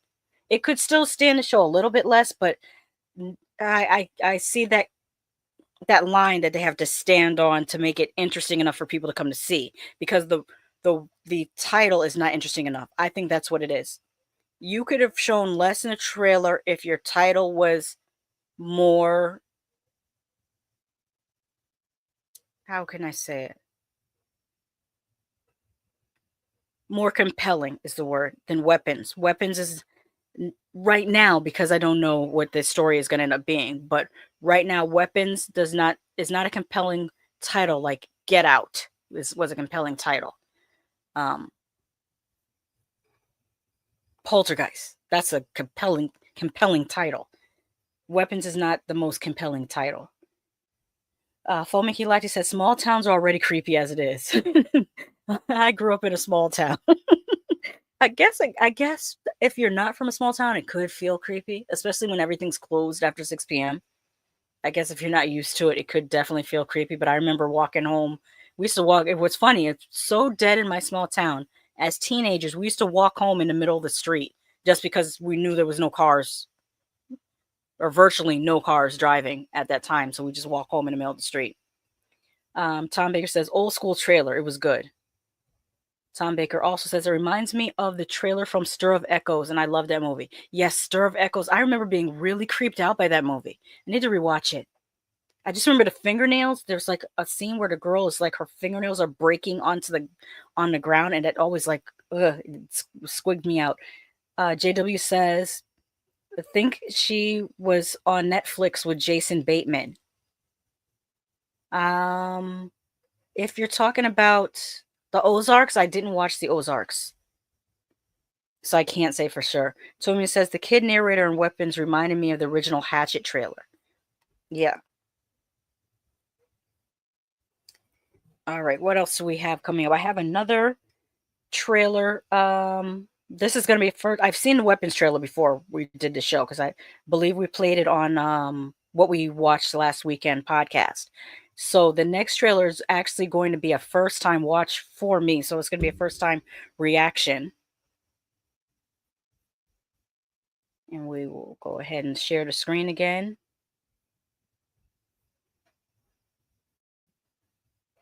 There we go. This is also from Rumour. Written by Michael Gingold. Title reads, Blumhouse reveals Black Phone 2 trailer and poster, as well as the new Five Nights at Freddy's 2 poster and more. So let's start with the Five Nights. Actually, there's one more. Oh no, I read that already. Let's start with the Five Nights at Freddy's poster. Is anyone here a big fan of Five Nights at Freddy's? I felt when I saw the first Five Nights at Freddy's, I was a little bit underwhelmed. I thought that the game was way creepier than the movie. I think the movie didn't give credit to the audience, because the game builds up tension before its jump scares, and that's what makes it creepy. The movie doesn't take its time to build tension so that the scares will be effective. That's my take on Five Nights at Freddy's. Have you guys seen Five Nights at Freddy's? Have you played the game? What do you think in the comments? Let me know. JW says, I love Stir of Echoes.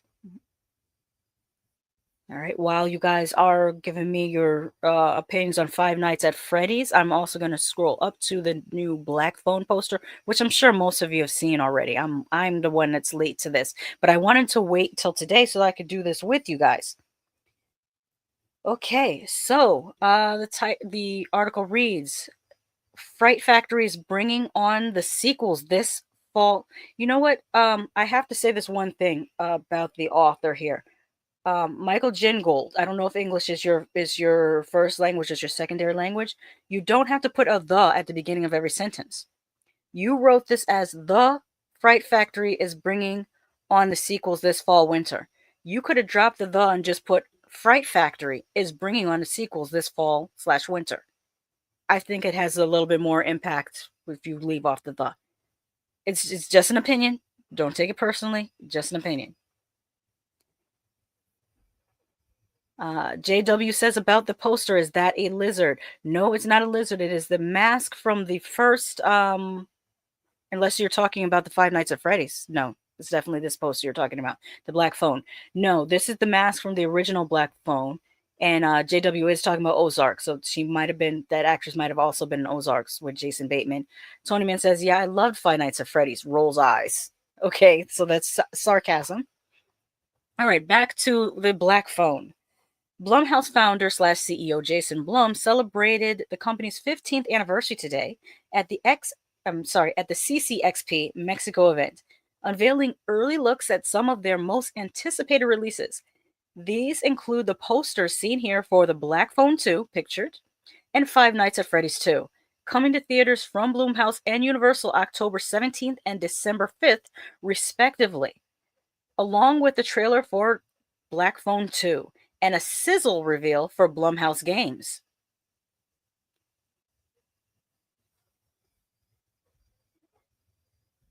Faux Mickey Latte says, in the woods, my family comes from a small town and you always hear or see something. Weird ass place. One thing of note, if you do live in the backwoods somewhere, I've heard this about Appalachian. We definitely say it. Some of my family that live, as my grandmother says, up the country in Louisiana. When you hear certain strange things in the forest, you don't respond to them or acknowledge them because it could be malevolent things. So they say if you hear something that's doesn't sound right, do not respond to it, do not acknowledge it, get the hell out of there, type of thing, type of business. Especially if you hear people from what they call the hollers in Appalachia tell stories about things that they've experienced up in the Appalachian Mountains. There's a lot of, I mean, you could say it could be a cryptid or it could be something supernatural, but they, in general, they say don't acknowledge, supernatural things in the woods because that's how they get you. JW says, I agree with you on six Nights of Freddy's. Tony Man says, so we're getting a Five Nights or a Black Phone house at Halloween Horror Nights? Possibly both. I could see both happening. JW meant to say Five Nights of Freddy's. Yeah, I gotcha. All right, back to this. Black Phone 2 is once again directed by Scott Derrickson from a script he wrote with C. Robert Cargill. If you remember, C. Robert Cargill used to be on Double Toasted way back in the day with Corey and Martin. Based on Joe Hill's characters. According to the PR, 4-time Academy Award nominee Ethan Hawke returns to the most sinister role of his... Well, wait a minute. Sinister would be his most sinister role, but I'll let you guys live.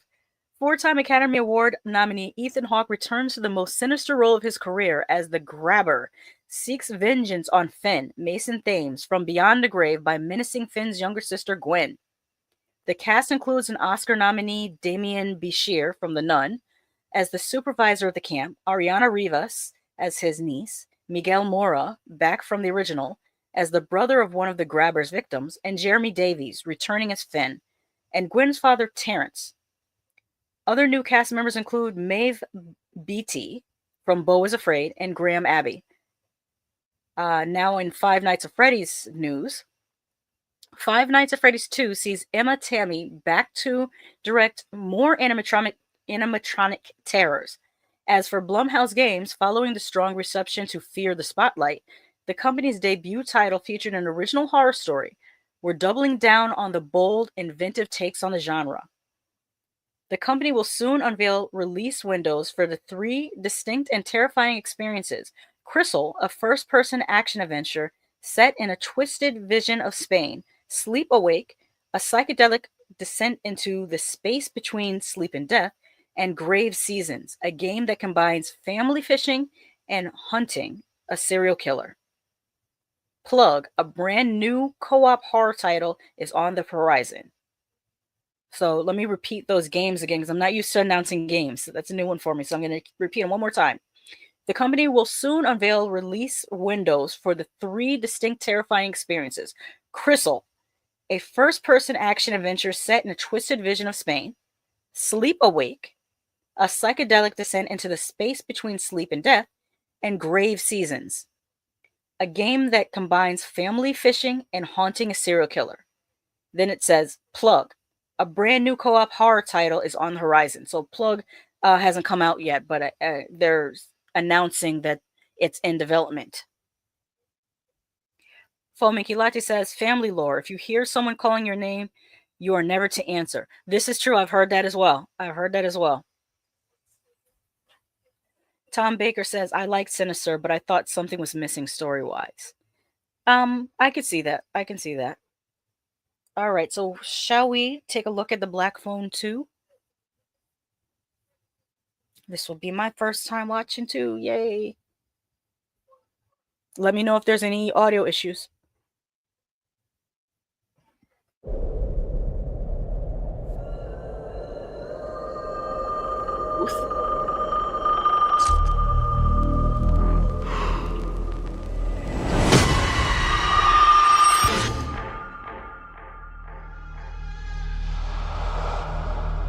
Is that child under the ice?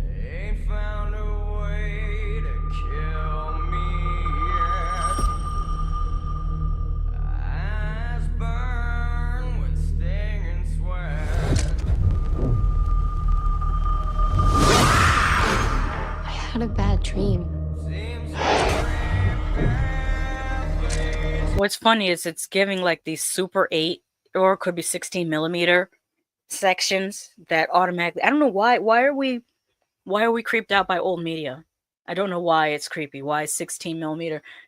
I guess me asking why 16 millimeter and 8 millimeter or Super 8 footage is creepy to me. It's like asking someone from Gen Z why they find VHS to be creepy. Because to us, Gen X, VHS is not creepy to us, but I'm finding that Gen Z considers VHS to be very creepy. And I guess it's kind of like the same thing is when we see these little Super 8 or 16 millimeter. Forgive me if I cannot tell the difference just visually yet.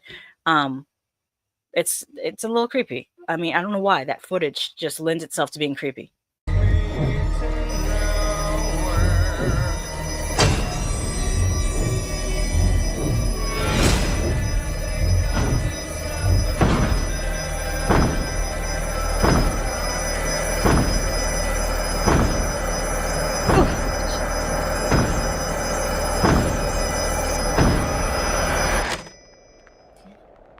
Hello, Finney. Oh, shoot. I was not expecting that. Did you think our story was over? You're dead. You, of all people. Wait, there's something dreamlike about it? Does this take place in like a dream realm? Or has he become Freddy Kruegerized because he's no longer living, so now he's like a supernatural slasher? Tom Baker says it's analog. Same with old photographs. You know what? When you think about it, Tom, now that you say old photographs, the sound of the flash from the camera in the original Texas Chainsaw Massacre is creepy to me because I didn't grow up during a time where the cameras made that noise when they flashed. Like by the time I was born, I think it didn't make that noise anymore. So that camera flash noise from, or I don't know if it's from the flash or from the old camera itself. It might not be the flash. It might be the old camera that's being used in Texas Chainsaw Massacre.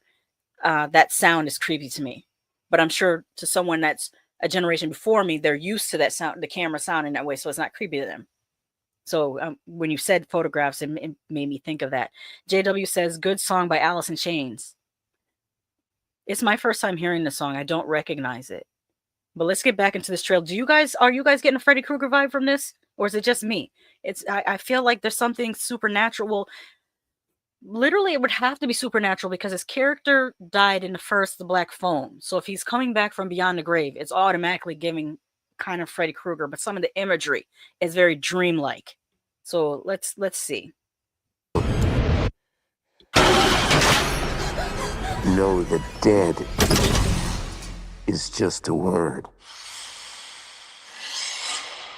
I think this one's gonna be better than the first one, actually. Oh my gosh! Yo, you know what that is? Oh my god, you know what they're referencing? I just showed you guys this. If you were on our what we watched last weekend stream when we were talking about slasher movies. Let me roll that back. This reference, please. Somebody in the chat has got to have. Hey, Sandy, absolute. What is this referencing? Come on, my slasher heads. What is this referencing? I'm gonna give you a countdown of 5 seconds. Sandy says, "Hey, everybody."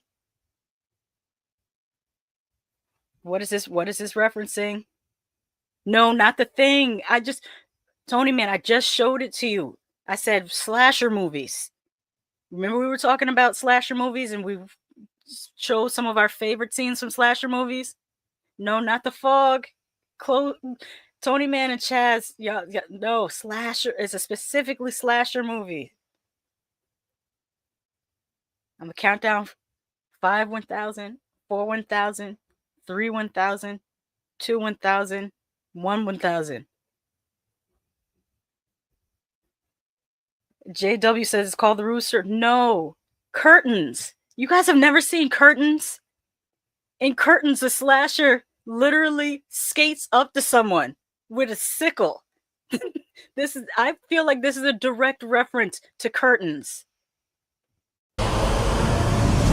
He's here.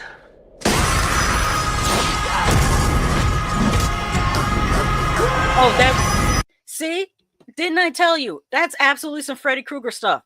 So the ice skating is a dream sequence, and then he wakes up in his bed. Ice skating.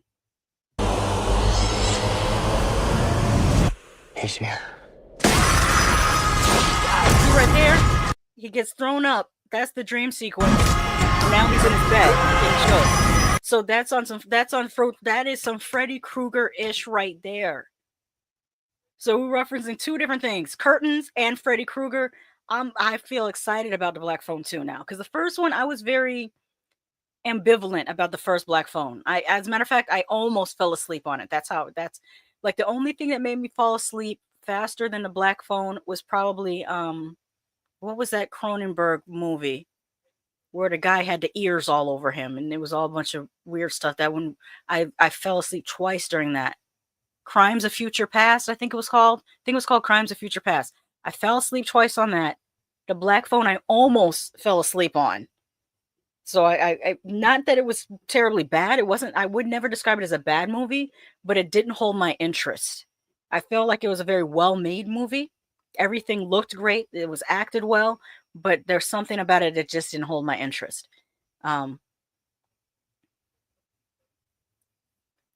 Tonyman says, "Oh hell, I forgot about that." Sandy absolutely says it's definitely giving a more supernatural take on things. Yep.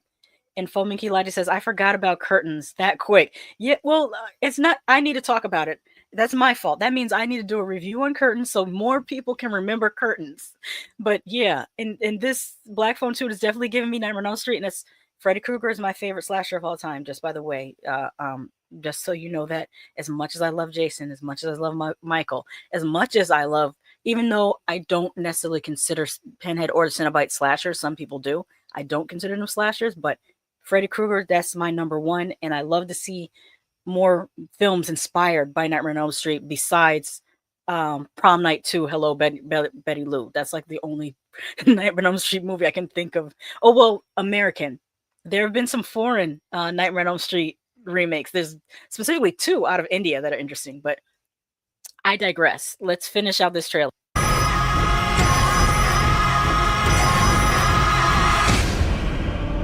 Yeah. Vengeance is mine. Oh, did he snatch his jaw off? Okay, I am now interested. I am very much interested in the Black Phone 2. Way more than I was in the first Black Phone. So that was a pleasant surprise. I'm glad we shared that today. We get to see that together. Okay, we have another one. I know today has been a release heavy day, but it's a release heavy week. Like this is some news weeks are more packed than other news weeks. You know, as the saying goes, slow news week.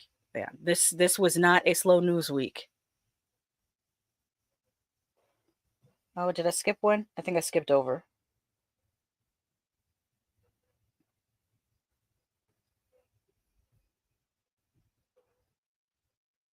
Yeah, I did. Okay, let me do this. Where is it?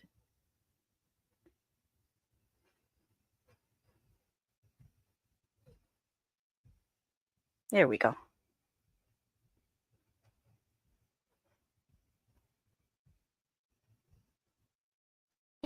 One that is courtesy of Fangoria and written by Maggie Bocella.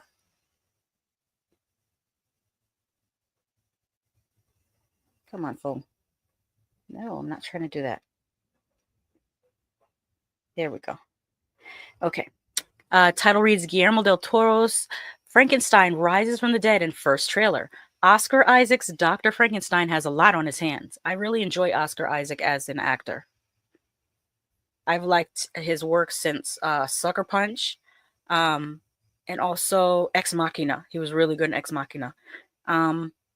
He was a little so-so in the Star Wars stuff. I didn't care from that, and I didn't care for him in there was an X-Men movie he was in, and that I didn't think that. Well, I mean, I hate to say it, but he was a little too short to play that villain, and it was hard to like. You needed someone that had like a Thanos type energy and stature, and Oscar Isaac is not this tallest, biggest dude, and I feel like it just needed that. But I think as Dr. Frankenstein, I could see him working. I definitely can see him working. Okay, now this is how you start an article. Shout out to Maggie Bocella.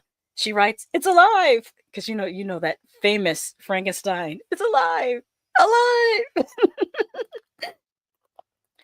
The first trailer for Oscar winner Guillermo del Toro's Frankenstein has finally arrived, courtesy of Netflix's Tatum event, and it's everything we could have hoped for from the director behind The Shape of Water and Pan's Labyrinth. In addition to directing, Del Toro also wrote Frankenstein, adapting from Shelley's novel, and cast a mix of rising and already massive stars to fill out his cast. Alongside Isaac, the film features Jacob Elordi as the monster. Now that's see how I was just talking about stature and size? Jacob Elordi, if I'm not mistaken, is 6'5". That's a good stature for Frankenstein's monster.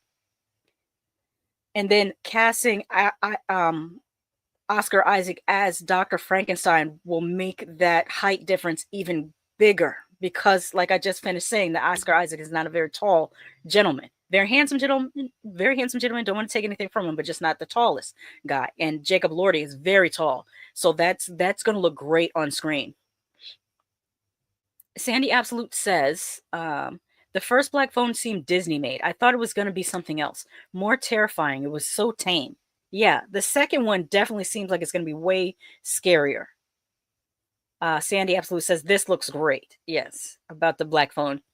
And JW says, I agree with Sandy. Okay, where was I?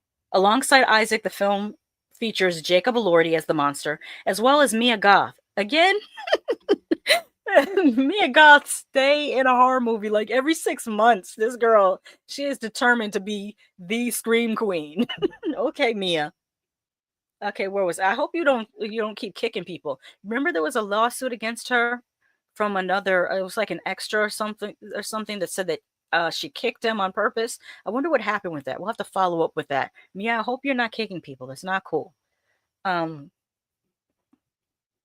As well as Mia Goth, Felix Kammerer, Lars Mikkelsen, David Bradley, Charles Dance, and Christoph Waltz. We know that the film will arrive in theaters at some point, per Del Toro himself, but while info on that is still pending, Frankenstein will premiere on Netflix this November. This, of course, isn't the first time a filmmaker has attempted to tackle Shelley's seminal story of death and rebirth. The first came all the way back in 1910 as a one-reeler silent film. from Edison Studios, but most are familiar with James Whale's 1931 take on the story, which popularized the creature as a hulking brute with bolts in its neck. Hammer and other production companies took to making many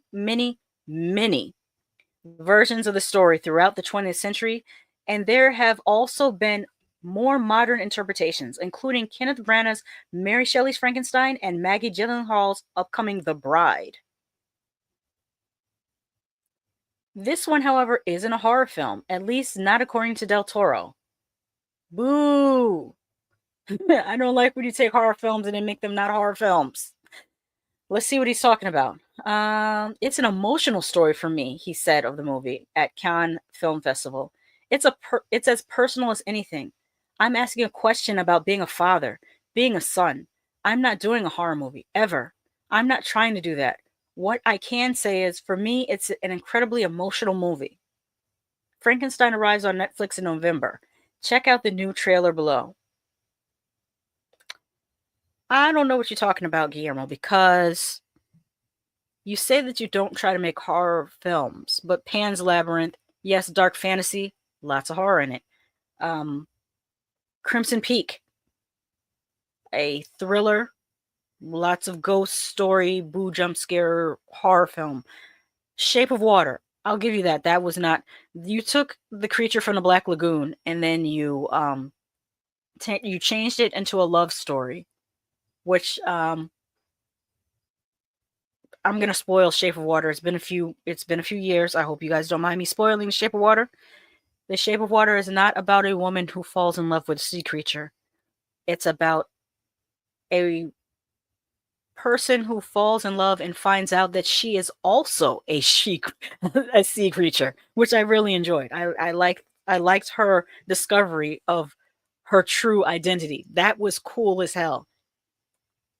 So I am sort of interested in seeing what Del Toro does with Frankenstein. I know you're saying you're not making a horror movie, Guillermo, but you typically tend to make horror movies. Maybe you don't see them as horrible. I don't know. Doc Kaiju's in the house. They say, I haven't seen these yet, but dropping a like and saying hi. What is up? Thank you for dropping a like. I really appreciate that. Oh, these aren't out yet. No, none of the movies I'm talking about are out yet. This section, you know what? I should make title cards so that when I transition to different sections, I can put up the title cards. This section is about upcoming horror. Doc Kaiju, Del Toro not trying to make horror films, laugh my ass off, lies. Exactly. And Doc also says, and don't be afraid of the dark or whatever it was called with the little goblins. How wasn't that horror? He's fronting and trying to act all highbrow. Yes, Guillermo is known to, well, he's at Cannes. This is him being quoted at Cannes Film Festival. And, you know, they're so hoity-toity, except for they treat people like garbage. Last year, did you see what they were doing? Trying to push the actresses, well, specifically the actresses of color, around on the red carpet, not allowing them to just take a moment to pose for a photo. Like, it was a whole mess, and it was very gauche, and I didn't like it at all. I didn't like how if I were a film company, I would not send my actors to the Cannes Film Festival if they're going to treat people the way they treat them. Faux Mickey Latte says, Mia Goth is just method acting, like her musty husband. She saw it worked out for him. Who is she married to? Okay, now I got to Google. Who is Mia Goth married to? Oh, she married Shia LaBeouf? Oh, that's terrible. You know what he did to our homegirl, FKA Twigs? Oh no. Mia, now I'm looking at you with the side eye. And that's after he gave FKA Twigs the herp. Like, no. And he gave her the skibbity pap upside the head too. He's very abusive. And you married this abusive dude who gives people the herp. Wow. Mia, some people have, questionable taste in partners. I will leave that alone, other than dude did nothing to rehabilitate his image. Not a damn thing. Like him and Jonathan Majors, they're in the same pocket for me. Okay, let's check out this. Let's cheer ourselves up from that little bit piece of negativity. And look at the Frankenstein teaser trailer. This is a great image right here, by the way. The look in his eyes, it reminds me of the Dr. Frankenstein character from the 1931 classic movie. Doc says, Tony Teflon has talked about how people of color get treated awful at cons, even if they are famous or panelists. It's awful. I don't know how this country is still like that. Oh no, I'm talking about Cannes, like it's CANNES. It's the Cannes Film Festival in France. What you're saying, Doc, is absolutely true. There's who just recently made a great video. There is a young lady. She was on my timeline. Why can't I remember her name? I don't want to not mention her name because she makes really great content. Let me go to my history.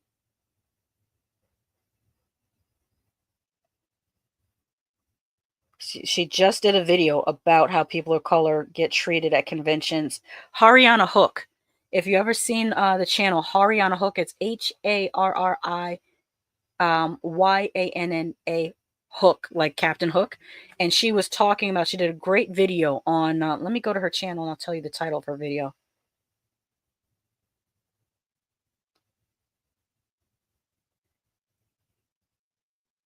Videos.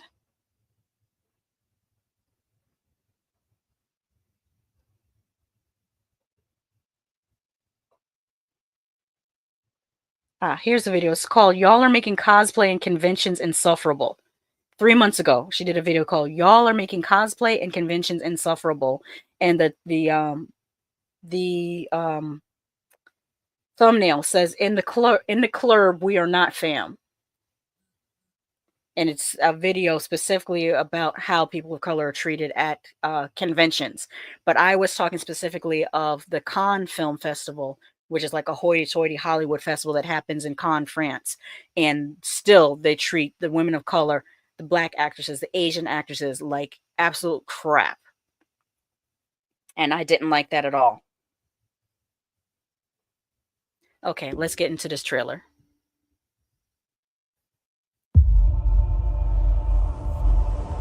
I had determined that the memory of my evils should die with me.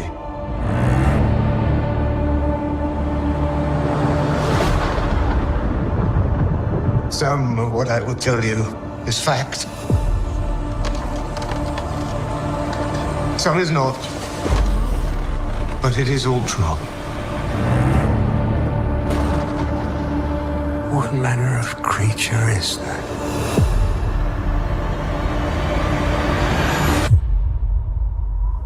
What manner of devil made him? I did.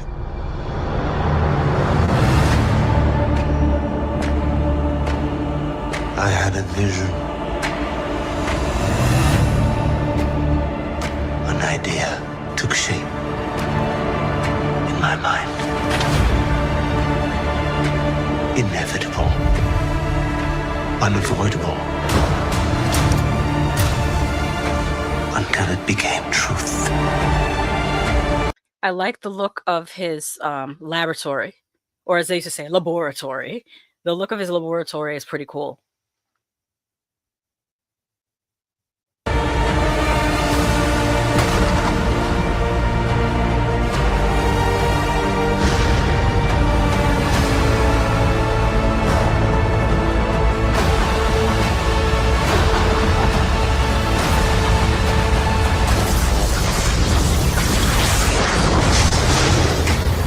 You think he's going to say it? You think he's going to say that it's alive?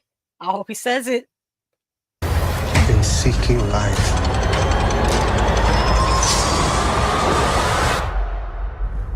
I created death.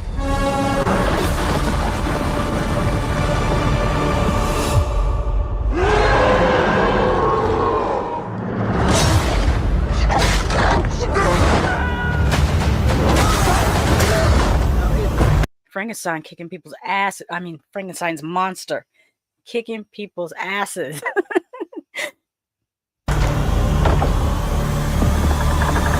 Victor! That is what's up. I also the other thing I want to mention about the casting of Jacob Elordi, I think that's great because one thing that does get missed in every, well, I would say not every. I will correct myself and say every adaptation that I have seen. So only ones that I have seen, not every adaptation, because I'm sure there's some out there that maybe did this justice, but not the ones that I've seen. They typically make Frankenstein's monster look pretty hideous.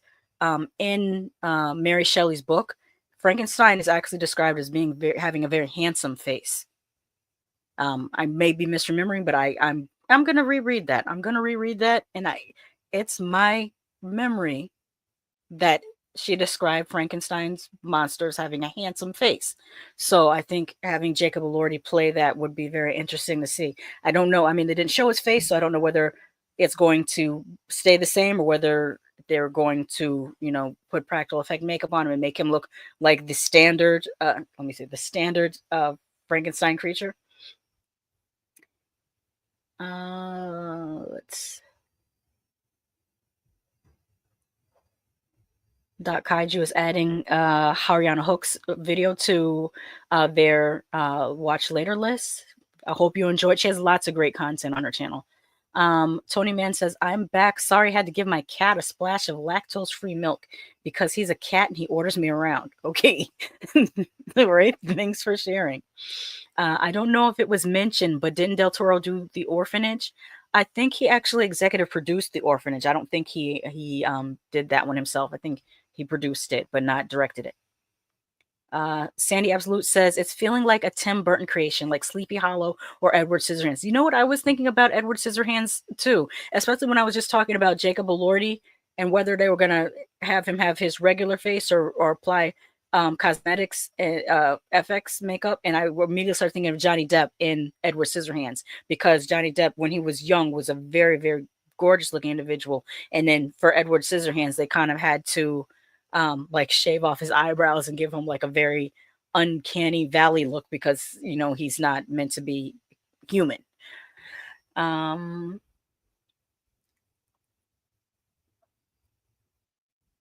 Sandy says, I think you're absolutely right. Seems like a Tim Burton style Frankenstein. Yeah. Sandy also says, I like how they don't show Frankenstein's face. I like that too. That's what I'm talking about. That hook that trailers need to have that makes you compelled to want to see what happens. Of course, this is a teaser. Hopefully they keep it a teaser and not release a trailer.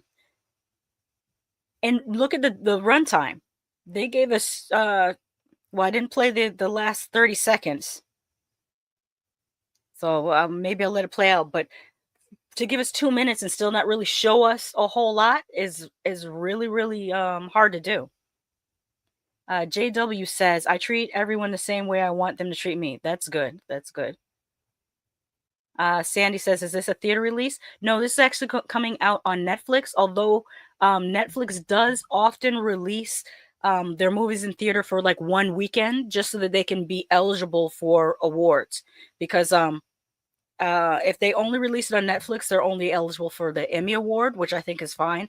If they want it to be eligible for Oscar, they have to release it in theaters. And in the article, it said that they're planning for a theater release as well as a Netflix release for this. Let's see what the last few seconds this trailer gives. Okay, it's just the Netflix bumper. November. All right. Let's see what we got next. Okay, we have something I'm not typically into unless it was something like the Rocky Horror Picture Show. We have a new horror musical. And I think the only one the only one. I kind of enjoyed that one. It was a Christmas musical where the girl was fighting zombies with a giant candy cane. I cannot remember the name. If you guys know what movie I'm talking about, write it in the chat. I cannot remember the title of it, but it was a Christmas movie that was also a musical, and it was about a teenage girl that had to fight zombies. And I just remember the image of her having a giant candy cane hitting zombies with it, but it was also a musical. But typically I'm not into horror musicals like that. This one, first of all, this image is very compelling. What did my sister say the other day about when we talked? I mentioned it during our what we watched last weekend podcast about the Fear Street series, and what my sister told me about Fear Street Prom Queen. She said after Terrifier 3, it's hard to compete with a chainsaw up the ass. And that's what this image is remind me of. Okay, so once again, written by Michael Gingold. This article comes courtesy of Rumour. Title reads, Outrageous and Bloody Horror Musical Chainsaws Were Singing Gets Distribution. Remember when Conan O'Brien said, balls in your court, Estonia, at the Oscars? Estonia is responding in a big way. Tony Man says, you like the Demon Barber of Fleet Street too. Yes, I did. So that's a third horror musical I liked. Yes, I did like the Demon Barber of Fleet Street. Sweeney Todd. Sandy absolutely says, what is going on with this cover? My type of foolishness or my type of carrying on. That's what I should call it. This is my type of carrying on. Dark Star Pictures and Redwater Entertainment have announced their acquisition of North American rights to the Estonian Chainsaws Were Singing. With a fall theatrical release plan, the movie will then roll out on VOD and digital platforms. The guerrilla production, which writer-director Sander Moran spent over a decade putting together, stars Carl Jusip Ilves, Laura Niels, Jano Pusep, Martin Roos, and Rita Rotsep. Forgive me if I'm mispronouncing the Estonian names. I tried my best. Let's see here. Has been described as Monty Python meets Texas Chainsaw Massacre meets Les Miserables. Let's wrap our mind around that again. Chainsaws Were Singing has been described as Monty Python meets Texas Chainsaw Massacre meets Les Miserables. I kind of like that. Although I have not seen Les Miserables. I do enjoy Monty Python. And your mother smelled of elderberry. Or was it your father that smelled of elderberry? I can't remember. Someone who watches Monty Python, remind me which parent smelled of elderberry? Okay, where am I? The synopsis. The story follows new lovers whose budding romance is shredded apart, literally, by a chainsaw-wielding killer, setting off an anarchic odyssey full of gore, grief, and musical numbers. I'm here for the gore. Chainsaws Were Singing won Best Horror Movie at Fantastic Fest in 2024, a special jury mention in the New Flesh competition for Best First Feature at Fantasia 2024, and Best Film at Buenos Aires Rojo Sangre 2024, says Redwater President Avi Federgreen. We're always on the lookout for films that break the mold, and Chainsaws Were Singing does that with a chainsaw and a show tune. It's rare to find something this original that also connects so instantly with audiences. This is the kind of insane, fearless cinema that reminds you why we go to the movies, says Dark Star's Michael Repsch. Chainsaws Were Singing is destined to become a midnight classic. We're thrilled to unleash it on North American audiences together with Redwater Entertainment. All right, so let's see what you guys are saying in the chat.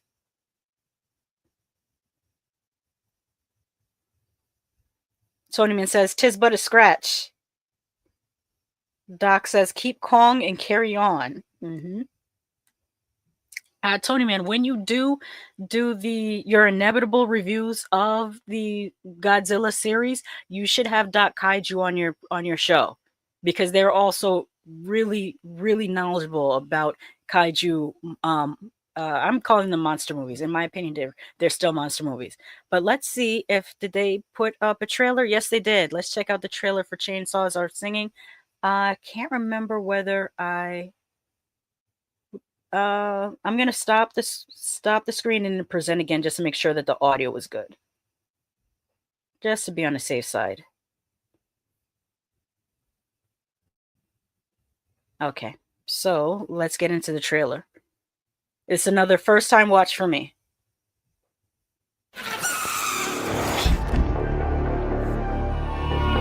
Wait. We're starting off with entrails. Let me pause that.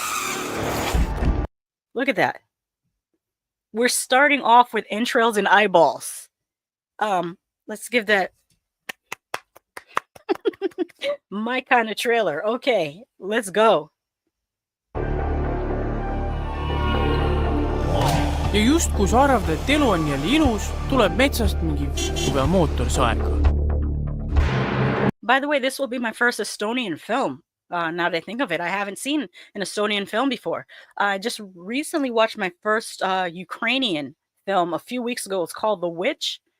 I think it was The Witch, and then I think it was a subtitle after The Witch, but I can't remember what the subtitle was. But yeah, it was pretty good. Mickey Laddie says, all I remember from Monty Python is the Spam sketch. I don't remember the Spam sketch, but I was quoting Monty Python and the Holy Grail, the movie. The TV series, I don't remember so much. Doc Kaiju says, I'm available weekends afternoon and weekdays after 1 a.m. Okay, cool. Write that down, Tony Man. Write down what Doc Kaiju's availability and their screen name so you remember. Doc Kaiju says, I'm on IG, TwitX. That's what we should call it from now on, TwitX. Face Crook in Discord. Face Crook? I love that because it steals your information. You get it? I've been meaning to try to revisit Discord. I didn't like the user interface, but I would like to retry going back on Discord because I think it's a great platform for watch-alongs, but I just got to get the hang of the user interface. It feels like a chat room for the 90s. I wish they would update it to be more user-friendly. Tony Man says, is that American time or European time? Fominky Latte remembered the title. The zombie movie with the girl fighting the zombies with the giant candy cane is called Anna and the Apocalypse. Yes, and it was also a musical. So I enjoyed that one. So there's 3 horror musicals that I enjoy. Rocky Horror Picture Show, Sweeney Todd, Demon Barber of Fleet Street, and Anna and the Apocalypse. There's another one that I haven't seen. I think it's called Repo the Genetic Opera. I have not seen that one yet. So I can't say whether I like it or not yet, but I should give it a look. All right, let's see the rest of this trailer. From Estonia, which, like I said, it started out great. 10 years in the making, Estonia's crazy genre bomb is here.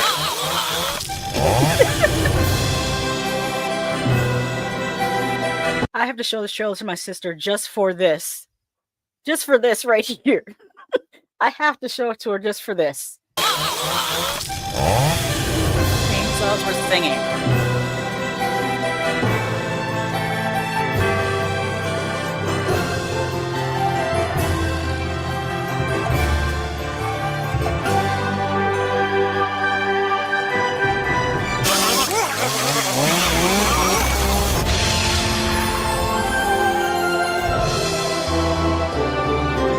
Kes sa nüüd beebiga näkku lööb? Mootorsae soolo! Mootorsaag on tööriist, sellega tehakse töö. So the chainsaw is a tool. It's meant for work.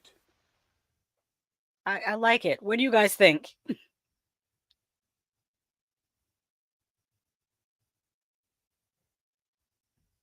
Zombie Whisperers in the house. They say, hi, Zombie Whisperer.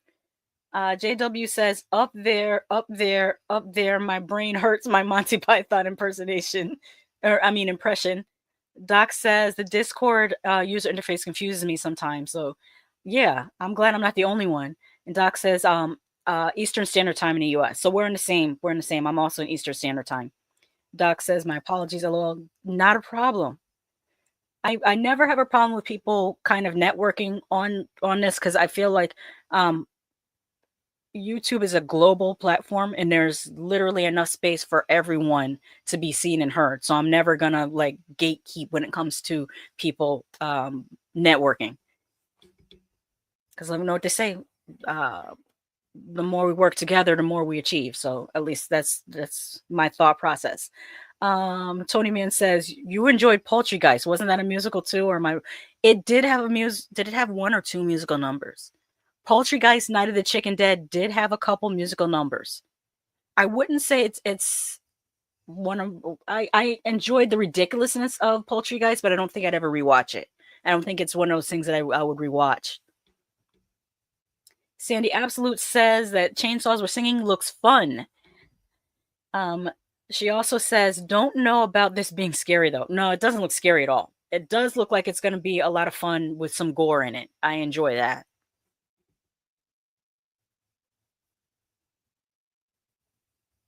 Let's queue up our next story. Okay, now I think we're out of the trailer portion of... Yep, that was the last trailer. So now we're going to get into some release dates. Do I have them all lined up? 1, 2, 3, 4, 5. 1, 2, 3, 4, 5. Yep. We're going to do one more little commercial break, and then we'll come back and get into the release dates.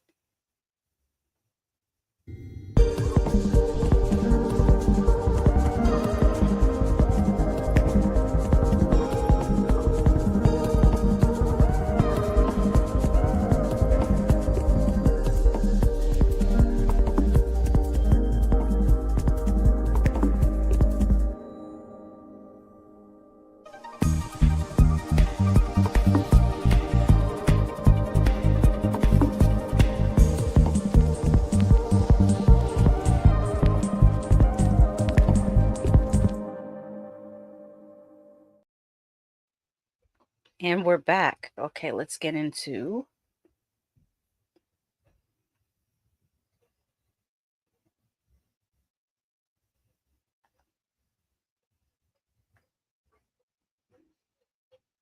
All right, this, you can't see that. Well, you can a little bit. It's really small, but the title of this website is called When to Stream. So it's whentostream.com.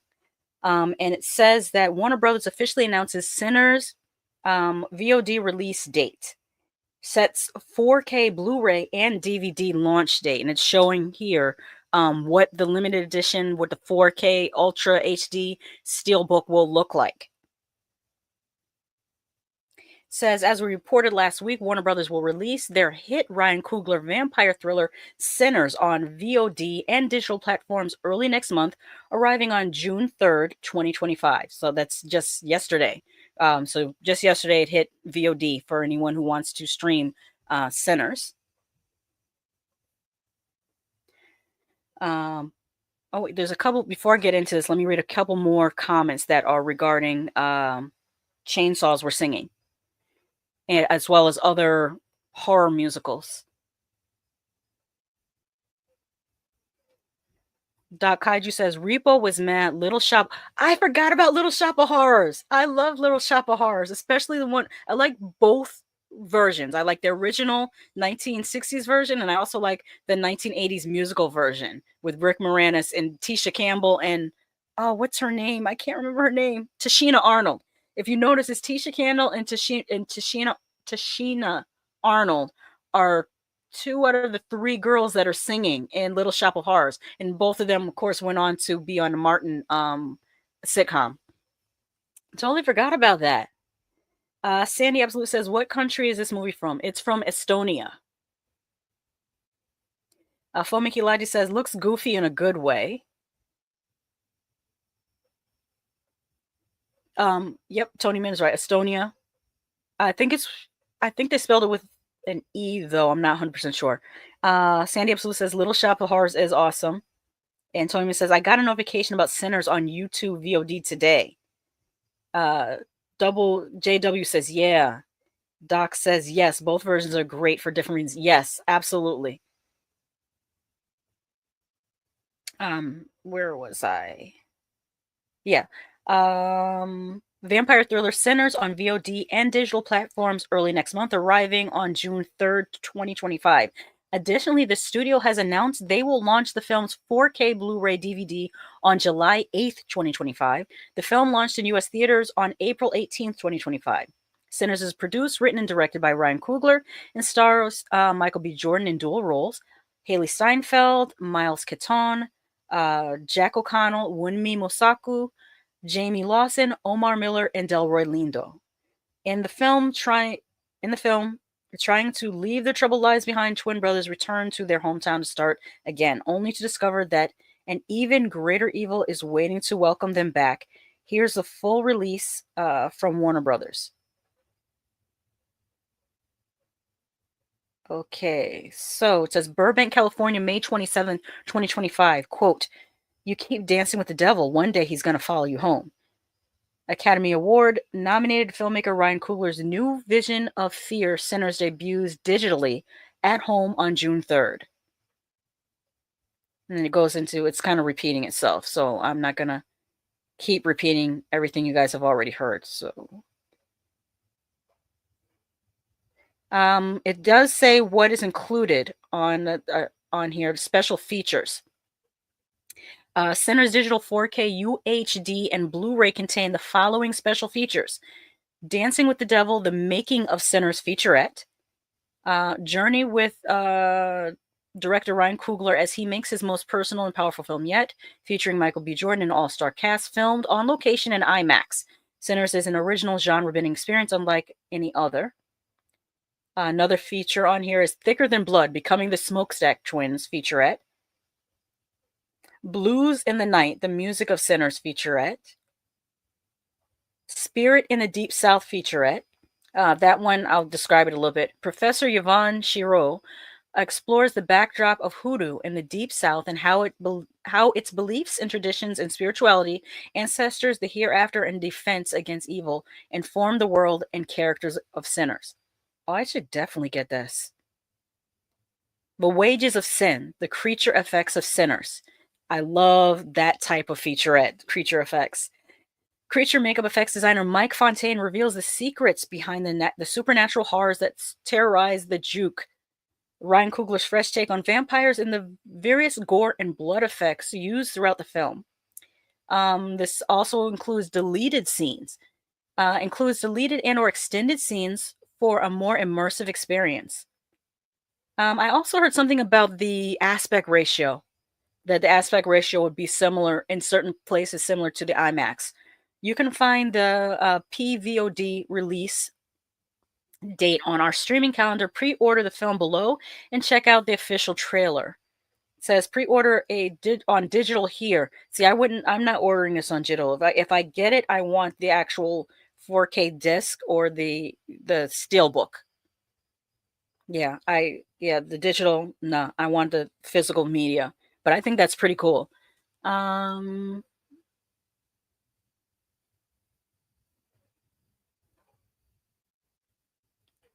JW says release date is what I want to know. The release date, I'll repeat it for the Blu-ray, 4K Blu-ray DVD is July 8th. So July 8th, the Blu-ray DVD.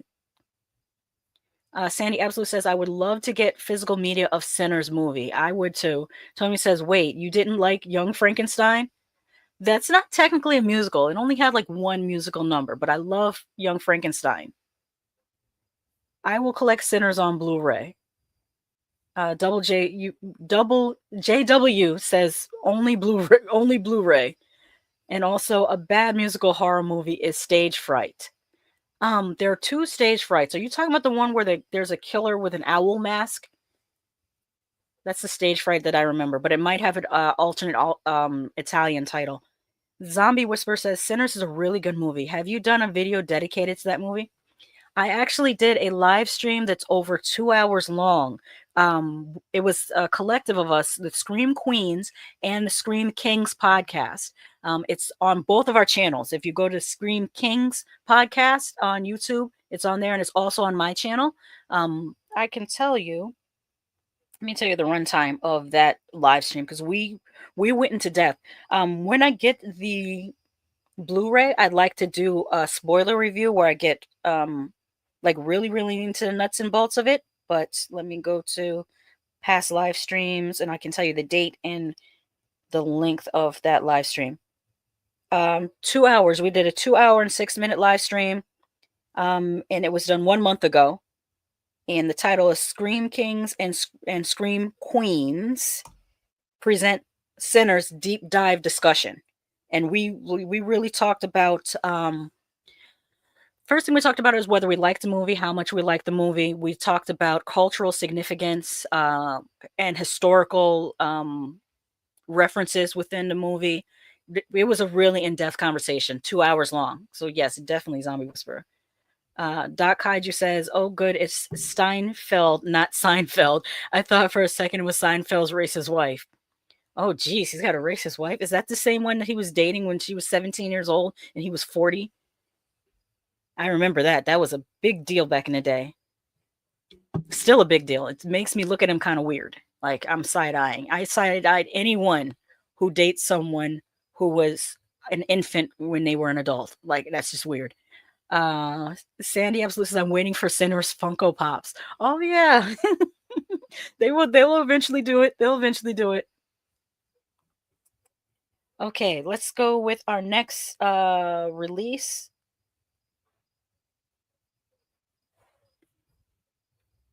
You know what? Before we do that, I'm gonna go. Wait, let me check my notes again because I might go out of order.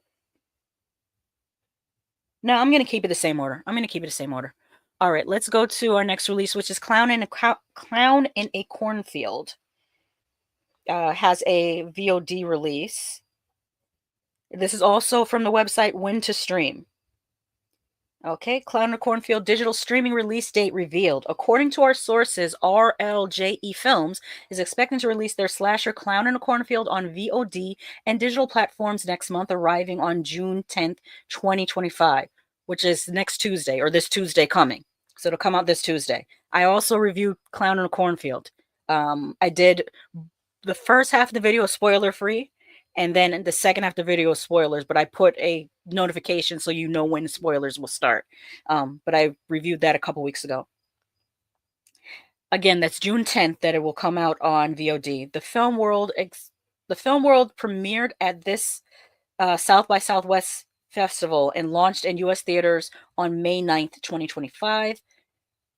Please note, RLJE Films has neither announced nor confirmed a release date. As always, release dates are subject to change. So then why didn't you start the video? Oh no, it doesn't say that it just says they're expected to release it. Okay, so they didn't announce it.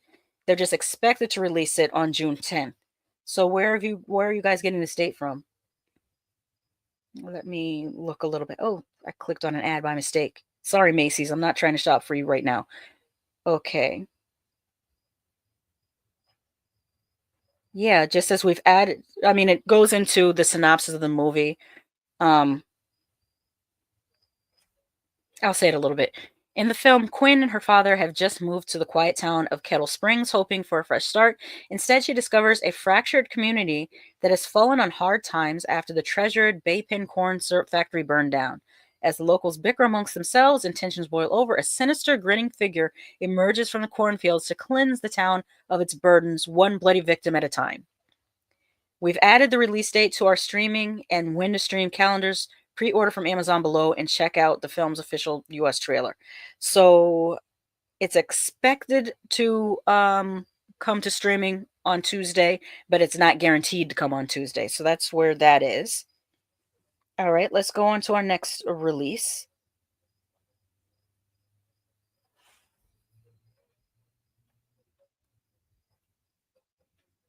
All right, from Bloody Disgusting, Final Destination Bloodlines reportedly coming home to digital this month. This is also written by John Squires. It says, after crossing 200 million at the box office, the franchise's first movie to hit that milestone, it looks like Final Destination Bloodlines is headed home later this month. According to a report from Forbes tonight, which was shared on X. What did we say we were going to call it? TwitX? We're going to call it TwitX, which was shared on TwitX by Final Destination creator Jeffrey Reddick. Final Destination Bloodlines will come home to digital on June 17th. When is June 17th? Let's check out the calendar, because we know the 13th is on a Friday. So is the 17th also a Tuesday? Yeah, it's a Tuesday. So it'll come out the Tuesday after this Tuesday. That would bring the film home almost exactly 1 month after it was released in theaters on May 16, 2025. Final Destination Bloodlines is still earning at the box office, scaring up another 10 million this past weekend, so be sure to experience it on a big screen while you can. The newest chapter in New Line Cinema's hit franchise is said to take audiences back to the very beginning. In the brand new sequel, plagued by a violent recurring nightmare, college student Stephanie heads home to track down the one person who might be able to break the cycle and save her family from the grisly demise that inevitably awaits them all. Megan Navarro wrote in her review here on Bloody Disgusting, quote, while it occasionally feels like a more watered-down version than its predecessors, at least in terms of lore, Final Destination Bloodlines does succeed in delivering enough summer horror fun with its outrageous deaths to appease moviegoers seeking some blood-soaked escapism. I do have to agree.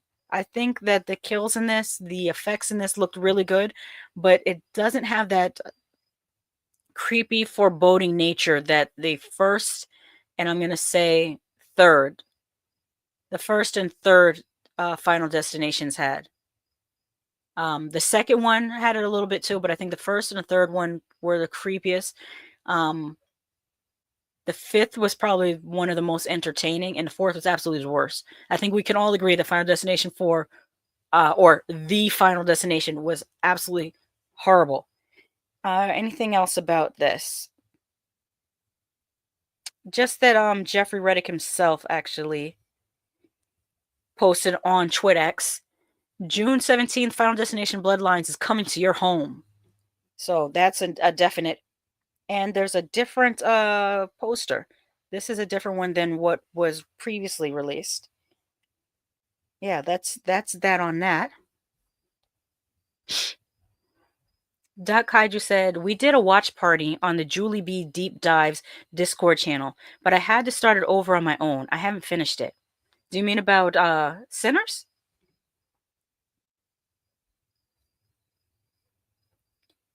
Yeah, same girl. We did a watch party for Sinners. Yep, Sinners. Okay. JW says Stage Fright came out in 2014. Okay, I don't know that one. I know the one from the 80s. It's a slasher movie called Stage Fright. I have not seen the one from 2014. Sandy Absolute says, so none of the other Final Destination movies made more than 200 million? Let's see. Let me Google right quick. Box office for each Final Destination movie. No, it says Final Destination. Well, hold on. There we go. Final Destination made 53 million domestic, 112 worldwide. Final Destination 2 made 46 million domestic, 90 million worldwide. Final Destination 3 made 54 million domestic, 112.7 million worldwide. The Final Destination made 66.5 million and worldwide 187 million.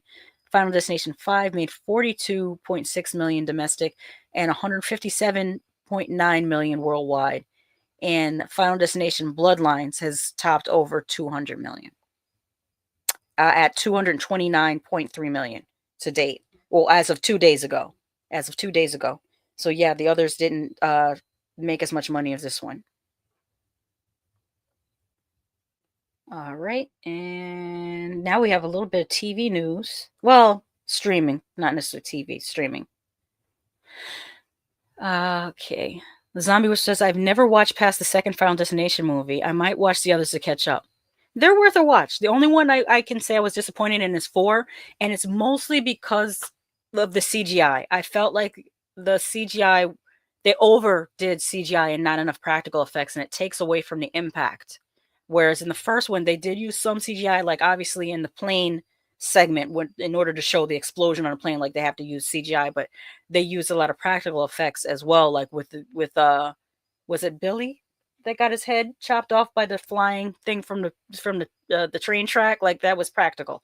I like that more than total CGI, and part 4 seemed like 110% CGI. I could be mistaken, but that's what it looked like.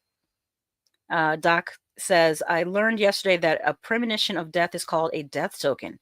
Not the kind of token I like. And Sandy absolutely says, I hate CGI. Yeah, same. Like, the only movie I gave a pass for CGI because they did it so well is Train to Busan. You don't even notice it because it's done so well. But most of the blood splatter in the Train to Busan is CGI. And I don't know how they made it look so real, but they're just really good at it.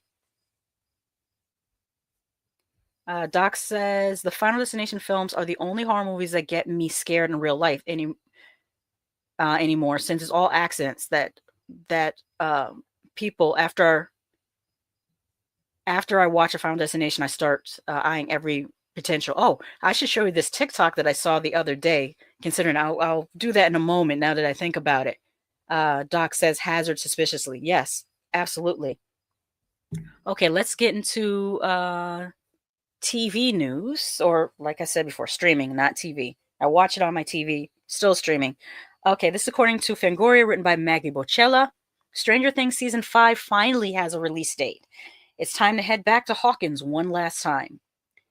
After literal years of waiting, we finally have a release date for Season 5 of Stranger Things.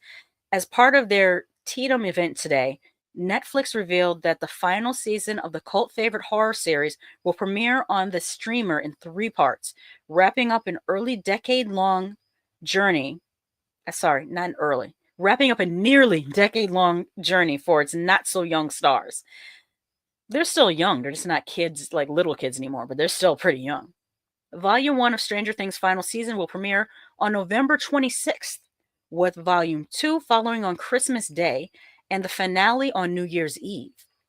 Virtually nothing is known about the 5th and final season of the horror series, which originally premiered on the streamer back in 2016. We do know that its core cast, including Finn Wolfhard, Millie Bobby Brown, Gaten Matarazzo, Caleb McLaughlin, David Harbour, and Winona Ryder, will all be returning for the final season. But in what capacity? We have no idea. We do know, however, that the feature-length episodes that became a fixture of Season 4 will be returning for Season 5, according to co-star Maya Hawke. They are very intense and serious about the quality of the continued writing, and so it takes a long time to write each season and a long time to shoot them, she said, of the very long episodes on Penn Badgley's Pod Crushed podcast, and the delay in the release of Season 5. All we know about the season so far, aside from its release date, are its 8 episode titles. Okay, you guys ready for the 8 episode titles? The first one is called The Crawl. The next one is called The Vanishing of Name Redacted, The Turnbow Trap, Sorcerer, Shock Jock, Escape from Kamazats, The Bridge, and Right Side Up. This week marks... let me read those one more time.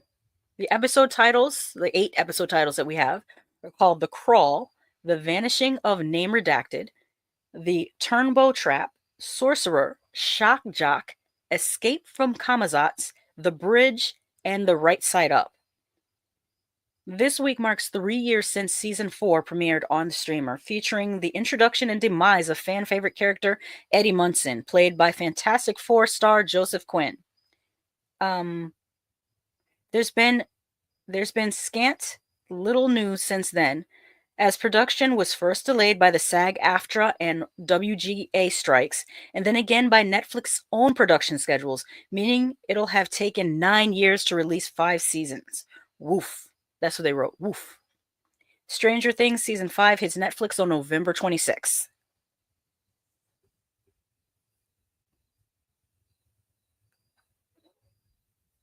Doc Hydra says that I like the release schedule. This means we can probably cover it on JBDD. Great.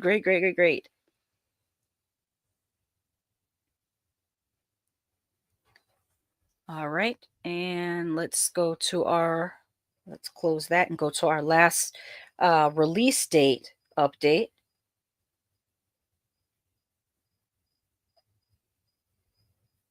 This one I had not heard of before, so this is a treat for us to find out about.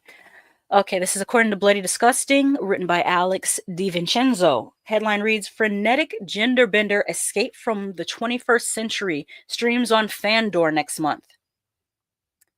If you miss Escape from the 21st Century's one night only theatrical release on June 9th, which is Monday? June 9th is a Monday. So they're only putting it on the screens on Monday? That's very interesting. Okay, if you miss Escape from the 21st Century's one night only theatrical release on June 9th, you'll be able to stream the Chinese genre bender exclusively on Fandor beginning June 27th. The frenetic amalgam of, I think they mean amalgamation. Amalgam? I'll read it as it's written. The frenetic amalgam of sci-fi, action, adventure, suspense, coming of age, and comedy is written and directed by Yang Li. It follows three friends who discover they have the power to travel back and forth 20 years into the future with a sneeze. However, the future is not as good as they hoped, and they need to take on the responsibility of saving the world. Ruyong Zhang, Zhuji Zhang, Yang Song, Chen-Hao Li, Zhaoliang Wu, Yanmanzi Zhu, and Xingrong Wen star. I wrote in my review out of Buff, quote, maximalist in every sense of the word, Escape from the 21st Century plays like a hyperactive blend of Scott Pilgrim vs. the World, Everything Everywhere All at Once, Kung Fury, and Stand By Me. Let's wrap our heads around that again. Maximalist in every sense of the word, Escape from the 21st Century plays like a hyperactive blend of Scott Pilgrim vs. the World, Everything Everywhere All at Once, Kung Fury, and Stand By Me. It may take a while to get in sync with the Chinese film's unique rhythms, from shifting aspect ratios to animated effects, but if you're able to acclimate, a wild ride awaits. Let me see here. Sandy Absolute says, I know people love Stranger Things, and no disrespect, but I hate horror movie series with kids involved. That's okay. I know a lot of people are like that. I don't mind it if it's done well. Okay, here's Fandor's full June lineup. I'm going to scroll up so that you guys can see it. Their June lineup here.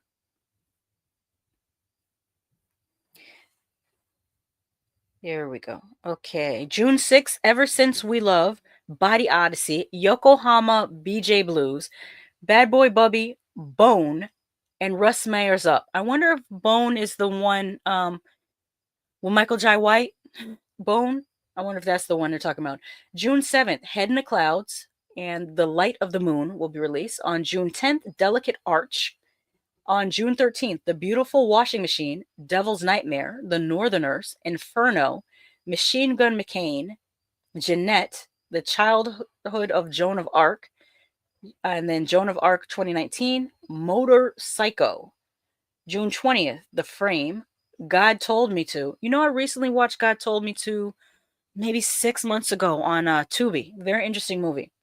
It's like a kind of like a slasher movie, except for it's a collection of different slashers, and the different people all say the same thing, God told me to.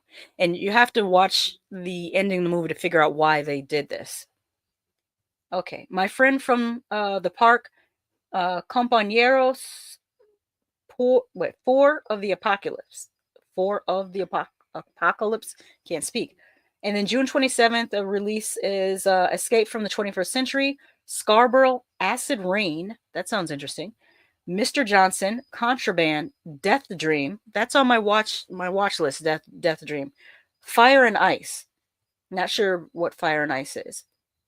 It says, Fandor is your invitation to cinematic delights, hand-picked discoveries, and underseen curiosities that go beyond the mainstream. From fresh festival picks to underrated indie classics, Fandor brings the movie love to seasoned cinephiles and the film curious alike. And we do have a trailer for Escape from the 21st Century. I'm going to have to stop the screen and then reshare it to make sure that the audio presents or plays the correct way. There we go. I am investigating using a different platform for streaming to see if that's better. if it works better. Doc Kaiju says, I totally heard gender bender, not genre bender. You know what? When I first looked at the title, I read it as gender bender, and I was still very much interested. It's like, yeah, I want to see a gender bender sci-fi movie. And then I reread the title and says genre bender. Okay. Zombie Whisperer says, Stranger Things is a really good show. You should give it a real chance, Sandy. I also like when it comes to the kids in Stranger Things, I like that it's set in the 80s and it allows the kids to speak like the way kids in the 80s spoke. It gives you a little feel of Goonies mixed with E.T., but at the same time, because of Caleb's character and the young lady that plays his sister, I swear the young lady or the character of the young lady that plays Caleb's sister is modeled off of Dee from What's Happening. I swear I have no proof of it, but the way she talks, the way she looks is giving 110% Dee from What's Happening. And I think that's super cute.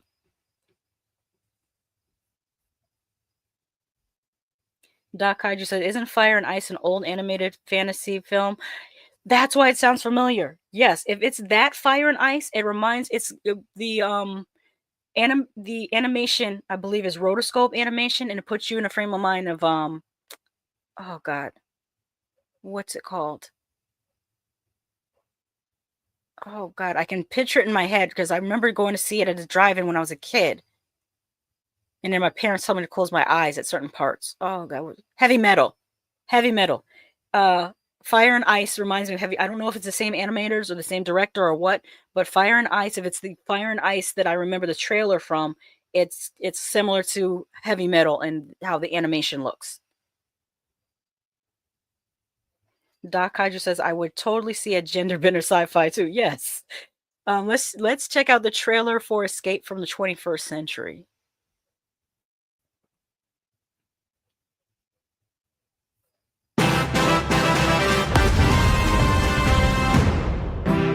遥远的 K 星，3个被选中的少年拥有打个喷嚏就可以往返未来20年的超能力。That's an interesting convention to be able to travel through time through a sneeze. 我靠！闭月羞花。别看了。哎，开战了！开战了！面对毁灭世界的惊天阴谋。 Are they speaking? I don't know if anyone can tell from just hearing, but it sounds like they're speaking Cantonese as opposed to Mandarin. I could be mistaken, but it sounds Cantonese.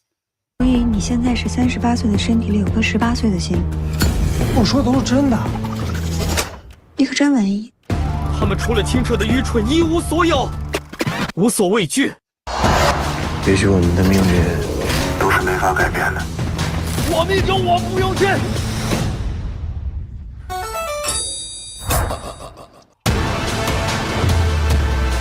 I see where they have the comparisons of Scott Pilgrim. 你时间去想每天死里逃生的意义是什么？要么死，要么更加凶狠的战斗。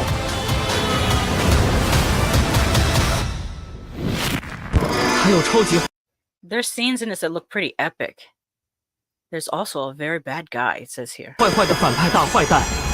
Let's get straight to the point. How to take over the world. 能看到，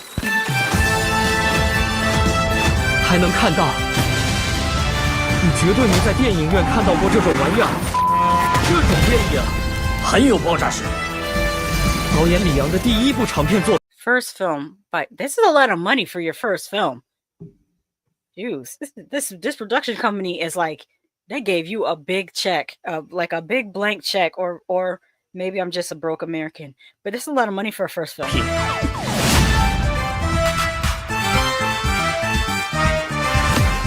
这么牛逼！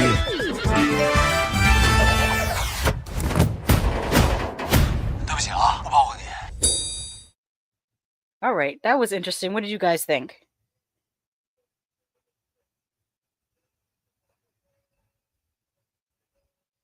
Sandy says, I wish you grew up going to the drive-ins. I grew up going to the drive-ins. There are still drive-ins opening. Tony Man says, Sandy, Who? Lady Shasha did grow up in, yeah, we grew up in the drive-in era. Absolutely. I saw Ghostbusters at the drive-in. I saw Poltergeist at the drive-in. I saw The Thing at the drive-in, although I fell asleep because I was really, really little and I just couldn't stay up that late. I tried. American Werewolf in London, I saw that at the drive-in. Doc Hyder says, I have a first film to make. Someone give me money. Doc says, I'd rather listen to Fire and Desire. Okay, shout out to Rick James and Tina Marie. Also, rest in peace to Rick James and Tina Marie. Jeez. Sandy says, I wish I grew up. Oh, she wished she grew up going to drive-ins. Yeah. It was definitely an experience. Even I feel like the popcorn was different at drive-ins than in the regular movie theater. I don't know if that's true or if it's just smelled different because it was out, it's outside. I have no idea. All right, now we are getting into our last little section. Oh, darn it. I didn't mean to click on that. Okay. We got two last things, and then I'll show you that TikTok that I was telling you guys about that I thought was funny. So our last two things, one is going to be about physical media, and one is just a featurette, which we kind of talked about a little bit when we talked about the release of the Sinners DVD. They released a featurette to advertise for their DVD release. But let's start with Arrow. And then we'll get out of here. I won't keep you guys too long because it's almost 10 o'clock. Jesus, was a long stream. I might have to. What do you guys feel about if I split the show into like 2 shows a week? I got to do the ad blocker thing. Oh.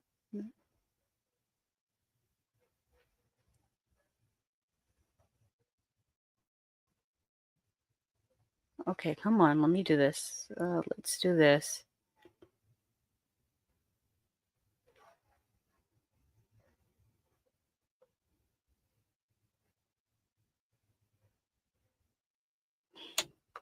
Oh, shoot.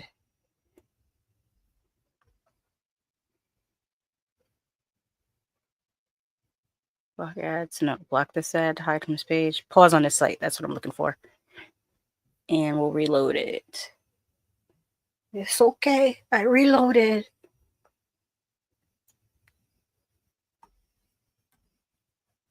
Okay, now we got it.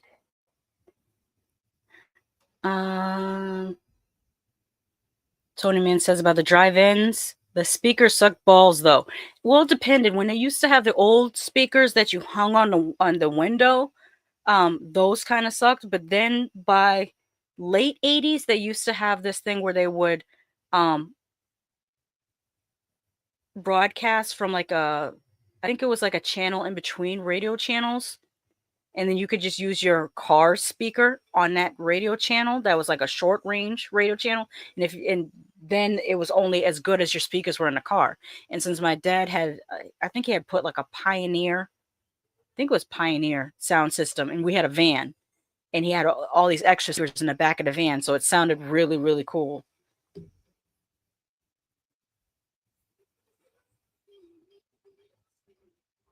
I hear somebody's car radio outside. Doc Kaiju says, we have a new drive-in in Massachusetts. I might go tomorrow. Taking tomorrow off for a day with my fiance if all goes right. Oh, that sounds great. I was born in Massachusetts, up by Amherst in Northampton. When I was born, my parents were working at UMass. So I spent like the first 4 years of my life on the UMass campus. And then we moved to Connecticut. Doc says they're from Fall River. Doc says, right, the drive-in, not sure how to look it up. That's near Rhode Island as well. Ever been to Connecticut?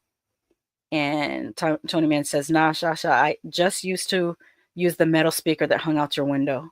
All right, let's get to these releases right quick. Physical Blu-ray releases, that is.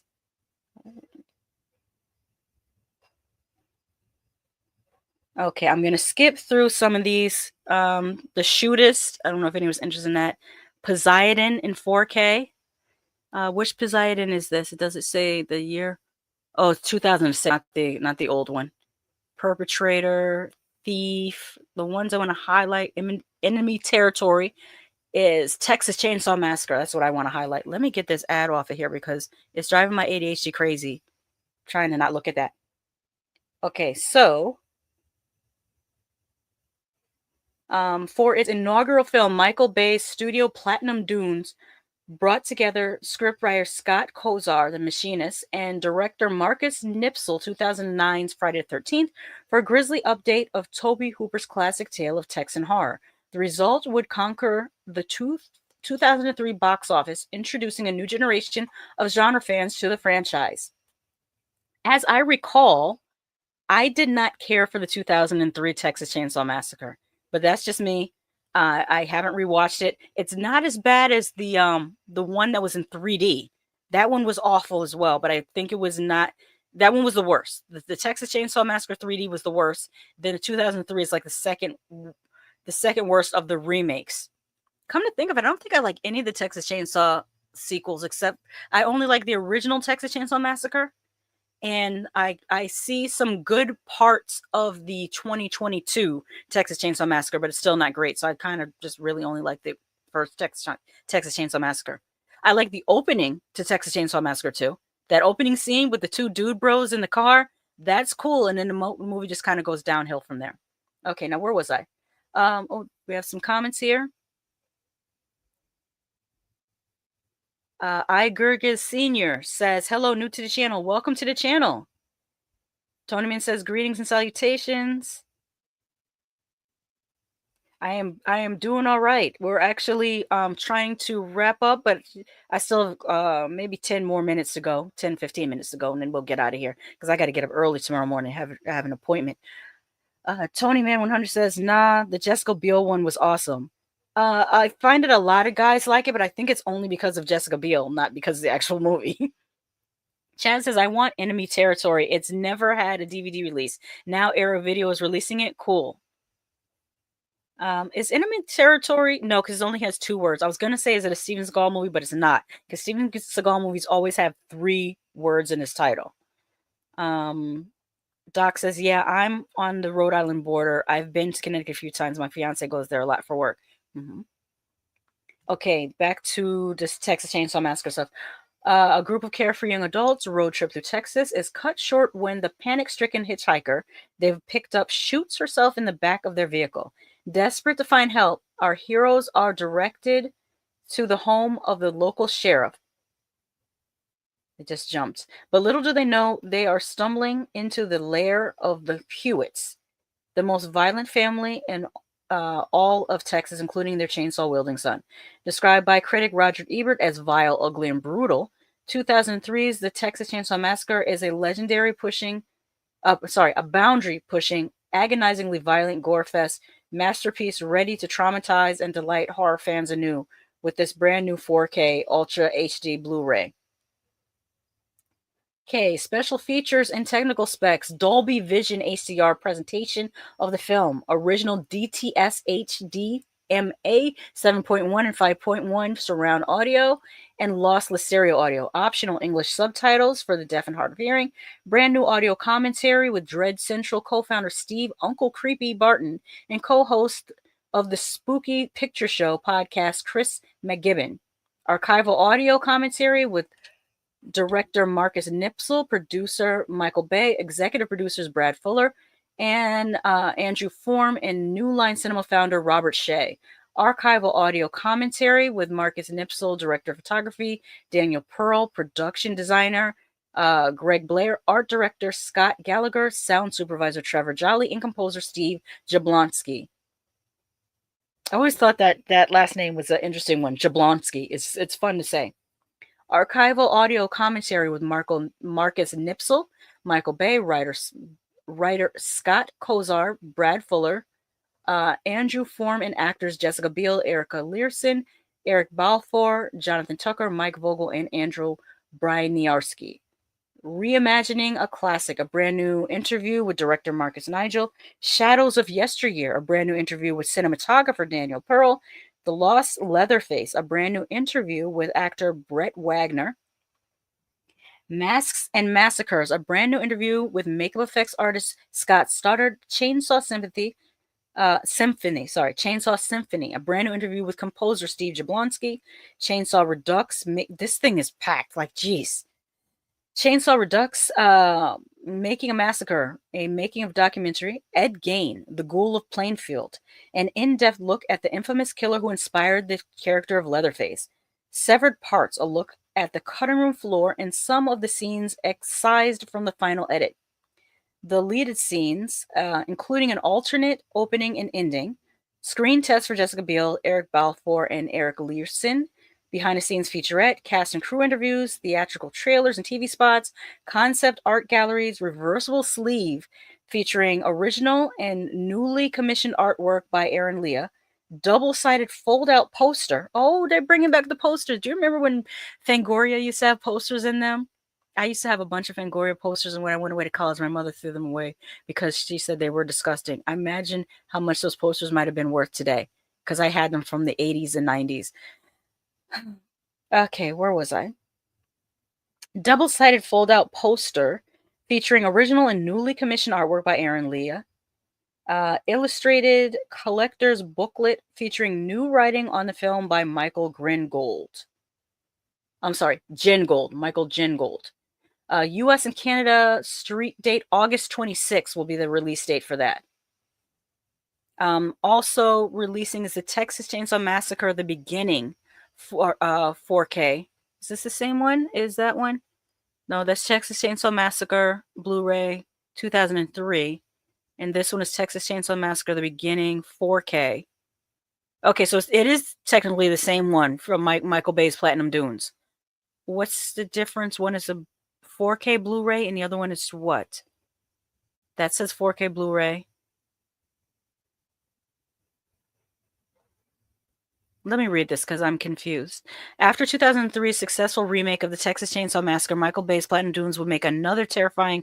Oh, that's the prequel. That's right. I forgot about the prequel with the young guys.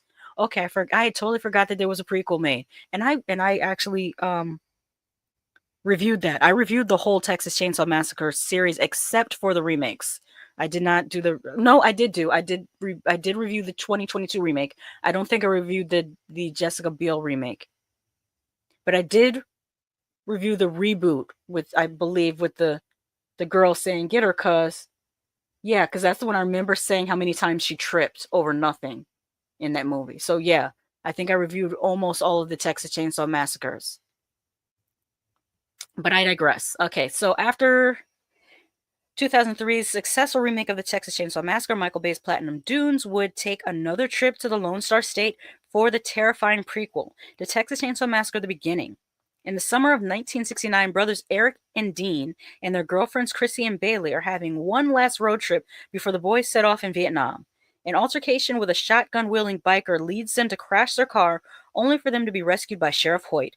But their savior isn't as benevolent as he seems, and the gang are taken hostage and dragged to the residence of the murderous Hewitt family. Among them, Hoyt's brother, Thomas, a hulking brute who conceals his face behind a leather mask.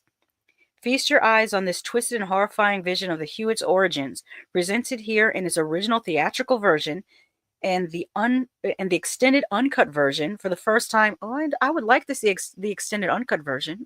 See? Giving me interest.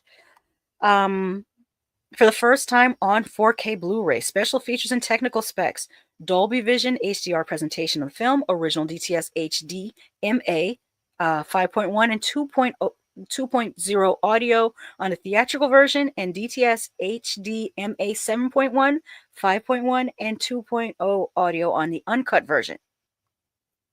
Optional English subtitles for the deaf and hard of hearing on both cuts. Brand new audio commentary on the uncut version with Dread Central co-founder Steve Uncle Creepy Barton and co-host of the Spooky Picture Show podcast Chris McGibbon. Archival audio commentary on the uncut version with director Jonathan Liebsman and producers Andrew Form and Brad Fuller. Hoyt, actually a brand new interview with actor Lou Temple. Original skins, KNB FX, a brand new interview with special effects artist Jake Garber, and special effects makeup technician Kevin Wassner. Light and Sawdust, a brand new interview with director of photography Lucas Etlin. Down to the Bone, an anatomy of a prequel, an archival making of documentary featuring mini interviews with cast and crew members, deleted and extended scenes with optional commentary from director Jonathan Liebesman and producers Andrew Form and Brad Fuller. Theatrical trailer, Reversible Sleeve, featuring original and newly commissioned artwork by Aaron Leah. Double-sided fold-out poster. Oh, there's some images here. Let me see if I can show the whole thing here. Well, that's the shootist. There is enemy territory. There's the Texas Chainsaw Massacre. Right there. Where was I? Double-sided fold-out poster featuring original and newly commissioned artwork by Aaron Leah. Illustrated collector's booklet featuring new writing on the film by Michael Gingold. U.S. and Canada street date August 26th. UK street date August 25th. So in the UK, you're several hours ahead of us, so that would be interesting. Definitely interested in checking that out. I'm gonna write that down. So we have August for the US, August 26th, for the UK, August 25th on Texas Chainsaw Massacre: The Beginning. And for Texas Chainsaw Massacre 2003, the release date is August 26th. Texas Chainsaw Massacre. Okay, got that. All right, so let's get to this featurette, and then we'll look at that one TikTok, and we'll get out of here. Let me do this.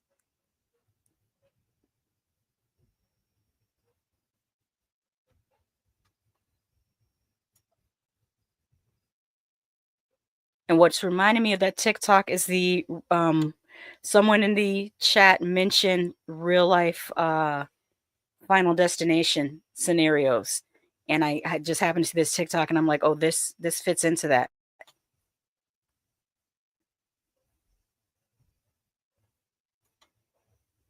Let me just pull this up. I'm going to get back to the comments in just a moment.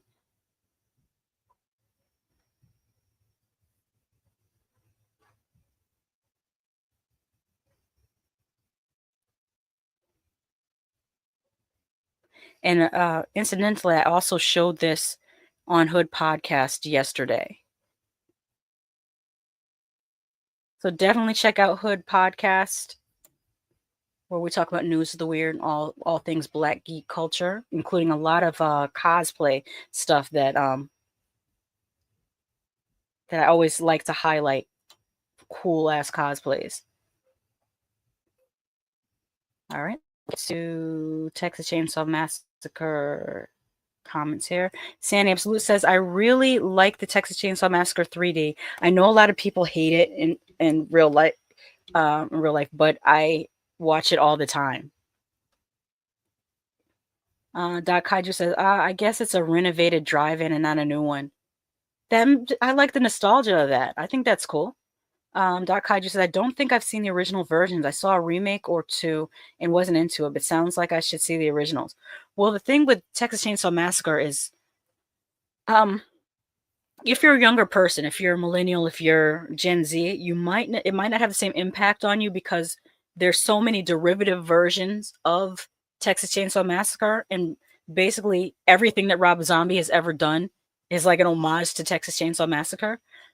Especially House of a Thousand Corpses and the Firefly trilogy of those characters is giving Texas Chainsaw Massacre, but Texas Chainsaw Massacre holds like a significant place in horror history for how it was shot. It's the type of movie that make people feel like they saw things that they actually didn't see. It tricks your mind into thinking, oh, that you saw something, but you really didn't see it. Another thing about it is it's a little bit documentary feeling the way it is filmed. And when it came out in 1973, I think it probably really surprised a lot of people. A lot of people. But since it's been 52 years since its release, you may not get the same thing out of it because, like I said, so many movies has copied it. When you go back to see the original, you're going to feel like, oh, I've seen this before, because you've seen all the copycats. But definitely check out the original. Sandy says the thing where she says "get 'em cuz" is the one I watch all the time. Rewatchability of a movie is super important. I agree. Doc says that they are 40. Yeah, so so you're what they call an elder millennial. So you probably know what I'm talking about. Like certain things, like you probably remember Blair Witch Project and how epic Blair Witch Project was. And now if someone is Gen Z or Gen Alpha watching Blair Witch Project, they're not going to have the same impact because I've seen so many movies that copied Blair Witch Project. So it's not going to have the same impact. Doc Kaiju says, as an ex, I got really baked and thought we saw a water snail we found move, but nope, it was dead. We watched it for 20 minutes thinking it was moving. It's not that type of you thought you saw it. What I mean to say that it makes you think you saw things is that a lot of people remember Texas Chainsaw Massacre as being way gorier than it actually was. Because the way it's shot, it tricks you into thinking you saw gore that you didn't see. Thank you, Tony Man. Devil's Rejects and 3 from Hell. If it wasn't for Texas Chainsaw Massacre, Rob Zombie wouldn't have the blueprint for Devil's Rejects and 3 from Hell. That's what I'm trying to say. But let's get into this featurette that I spoke about earlier during the DVD releases and Blu-ray releases, 4K. I believe that Sinners release, or the company, I forget which company it is that released Sinners, released a featurette clip. This is obviously to advertise for the DVD release. This comes courtesy of Bloody Disgusting, written by John Squires. Sinners exclusive featurette clip spotlights the film's green room inspired special effects. And I will leave this up on screen while I read the article because that's more interesting to look at. If I click the right thing, there we go. Okay. When it came time for Ryan Coogler to select a makeup effects artist for his vampire movie Sinners, it seems like the choice was easy for the Black Panther filmmaker. The gnarly makeup effects in 2015's Green Room made a lasting impression on Coogler, and it was Michael Fontaine who served as the film's prosthetic sculptor and special effects art director. Coogler brought Fontaine onto the Sinners team in the same role, and a featurette included with the home release shines a spotlight on Fontaine's contributions to the film. It's an 11-minute featurette titled The Wages of Sin, The Creature Effects of Sinners, wherein creature makeup effects designer Fontaine reveals the secrets behind the supernatural horrors that terrorize the Juke. Ryan Coogler's fresh take on vampires and the various gore and blood effects used throughout the film. Watch a clip from the featurette below. Quote, I first became aware of Michael Fontaine when I watched the movie called Green Room, Coogler explains. I hadn't been that viscerally moved by makeup since I saw The Thing. It left a mark on me. So Green Room was one of the inspirations of our movie. Sinners will be available on digital and home beginning tomorrow, June 3rd. Well, actually, yesterday was June 3rd. The digital release from Warner Brothers will be followed by Steelbook 4K Ultra HD Blu-ray and DVD editions on July 8th. Written and directed by Ryan Coogler, Black Panther and Creed. Okay, this is just going to say, it made global box office of $350 million. Of course, we know. Let's get into the feature. This is not the full featurette. This is only just a clip from the featurette that is on the physical release. Sandy says, I love watching special effects come to life. Me too. I really do. Zombie Whisperer says Green Room was nerve-wracking. Yes, it was. And it was wild to see Patrick Stewart play someone evil. He's Captain Picard. He's Professor X. How are you gonna make him evil? But he did a great job. Okay, let's check this out because I love watching special effects and prosthetics and all that good stuff.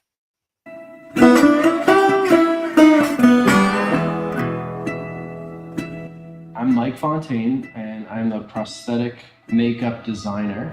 I first became aware of Michael Fontaine. I used to do this in in art class. I probably have some sculptures in my storage that I did out of clay that I once upon a time when I was in high school I wanted to be a special effects technician, but at the time I was coming out of high school and going into college, it was all about CGI. Like that's all anyone was doing, it was CGI. If I was born earlier and I was working in the 80s, oh, it would have been my time. And of course now things have, if you've noticed, things have rotated back to practical effects again, which is really, really great. I didn't see that coming, that it would ever come back to practical effects being a thing again. But yeah, let me listen to Ryan Coogler talk out his voice. Fontaine, when I watched a film called Green Room, I hadn't been that viscerally moved by makeup since I saw The Thing, I think. And it kind of like left a mark on me. So Green Room was one of the inspirations for our movie. Ryan and I were having a conversation early on, and I started to get a sense of what his vision was from the film. The process for me always starts with the script and initial images that come to mind, and we work together to really find a point of view for what the designs will be. You see how intricate that work is? Especially look at the neck. Let me see if they designs will be. He really got the... it's right here when it's zoomed in. It's very intricate, especially when you see, yeah, right there on the neck. All of this, like you really, really, you have to have that vision in your head, and then be able to bring it out in clay. Is point of view for what the designs will be. He really got the movie, got what we were trying to achieve. It became very clear in the beginning that Ryan didn't want to hold back. He kind of just let me go for it, and he never stifled the creativity. He only just encouraged it and let us go bold and do all of this really wild stuff that I wasn't sure in the beginning if we'd be able to do. I'll usually create something and show him, and he'll come back with an idea.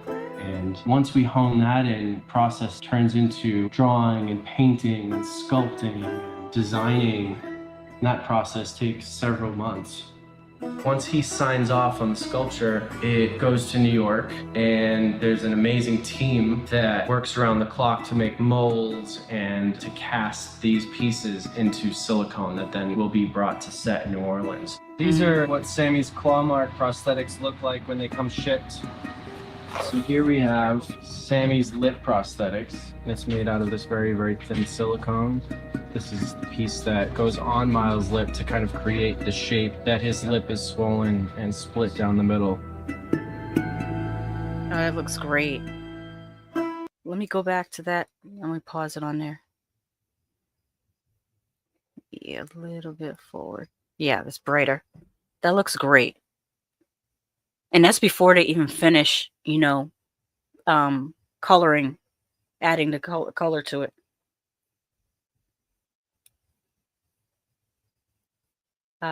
Doc says, I think we're going to see a lot of practical effects with AI editing pretty soon.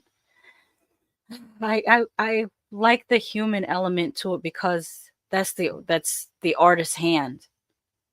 The only thing I would say that they could use CGI for with the AI or whatever is for something like if y'all recall Rawhead Rex, how the mask look and it didn't have much facial articulation. I could see them using the AI for facial articulation, but we'll see if it gets there. We'll see if it gets there. It might, because some of the AI stuff I'm seeing looks really, really real. Way more real than just regular CGI. But I still enjoy animatronics. You know what? Get the AI to make the animatronics move more smoothly. Like the way, look at the progress they've made with Chucky. Like if you look at the animatronics from the 1987-88 Child's Play over to the most recent Chucky series, and how fluid the animatronics look now, how his face moves, like work on that. That's really cool. Sandy says, do you have any sketches or masks that you've made now or when you were younger? I probably do have some sketches. I can see if my sketchbook is close at hand. Let me look over here. It may be buried. Let me see if I can get it.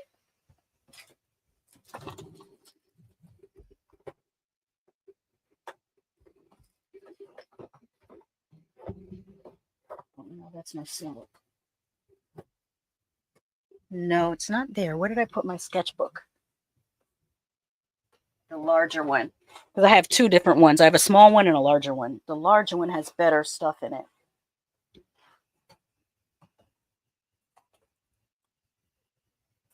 Nope.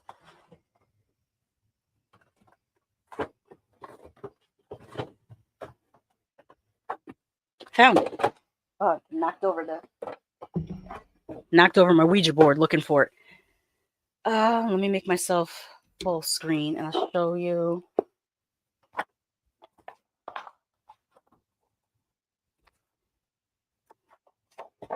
Oh no, this one. I don't know if this one has anything that's like horror oriented. Let's see.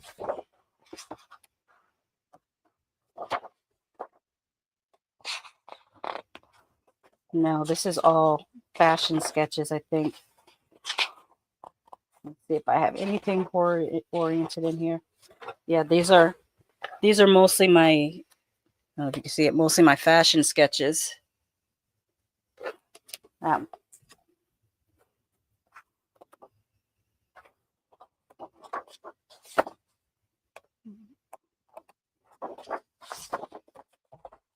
That's how I used to draw faces.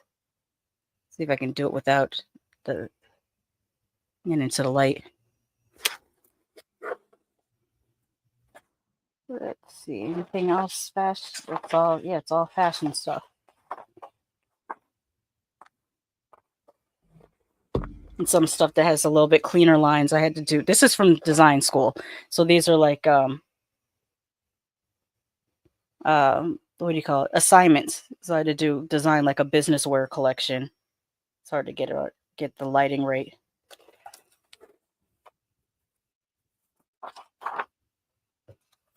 And then you could tell the time period. Like this is how old this sketchbook is. This is from like 2005, 2004. No, 2004. These sketches are from 2004. Now, I'm trying to think, where is my sketchbook where because I have one where I did do more horror stuff. This is how crazy my mind was with designing collections. This is super old stuff. That's with like book bags and purses and all kind of stuff to go with the collection. Oh, this is one of my better sketches when I was designing knitwear.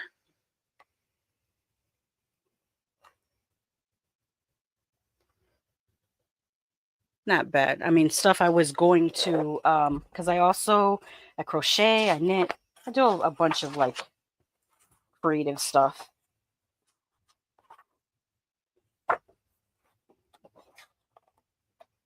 Yeah, this is all. Yeah, I don't think I have any horror stuff in this one. So it must be in a different notebook that I have, probably in storage. Yeah, it's probably in storage. I don't have anything in this notebook that's like horror oriented, or this sketchbook rather. But I have so many sketchbooks. I have to dig them out of storage. You know. I'll put that right there. Okay. Let's get back to the comments. Took a little detour. Okay. I bought a few Mogwai props 2 weeks ago and been having fun editing them into TV and movie scenes and animating. Oh, that's really cool. You know who else does stop motion on here? Trash Picture Show. Marty from Trash Picture Show. He does stop motion with different horror figures. He has some really great ones that he did with his figures from Predator.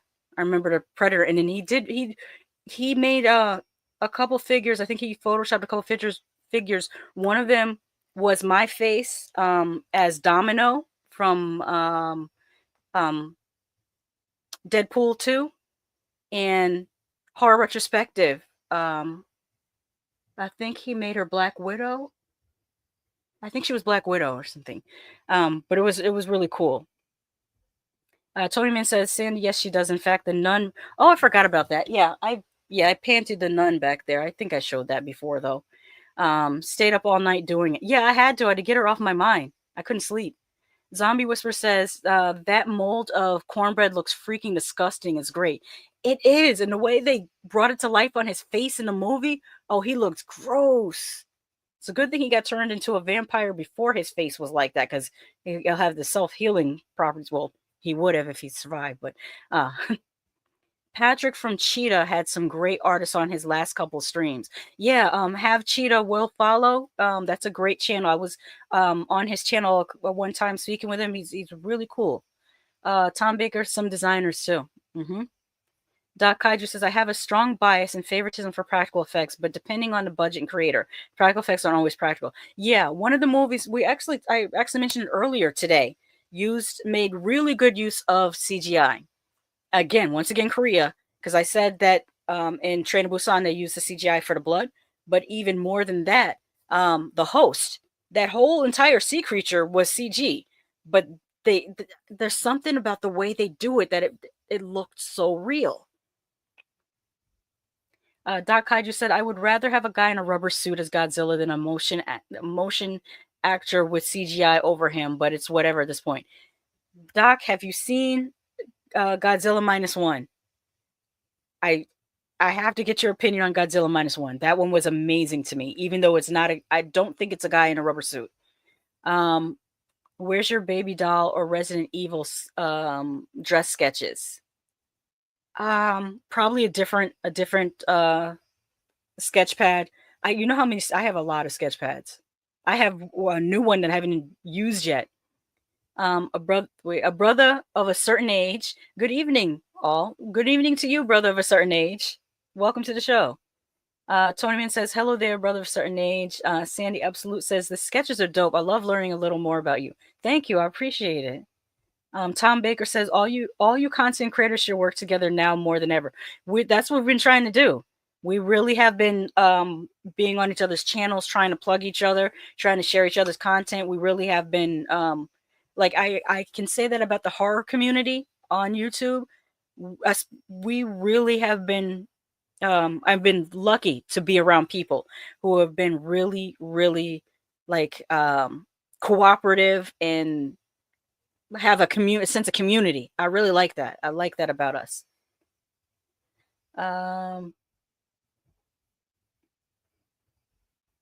Tom Baker says that new British channel Horror has her first live stream on Saturday. I love her channel. Oh, hopefully if I can remember, I'll check her out. You've mentioned her before, and I did. I think I saved one of her videos to watch later so I can check her out. I remember you telling me about her. Okay, so this is our last little clip from the night for tonight because, like I said, it's 10:30. This show ran really, really long. That's okay. That's okay. We're having a good time.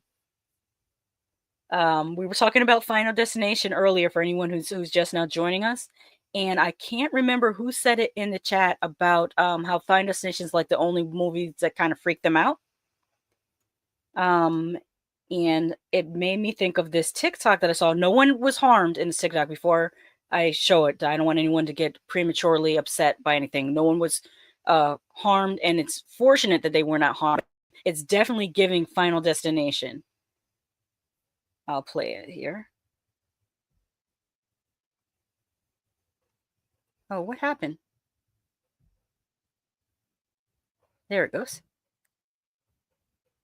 Oh, I don't have sound.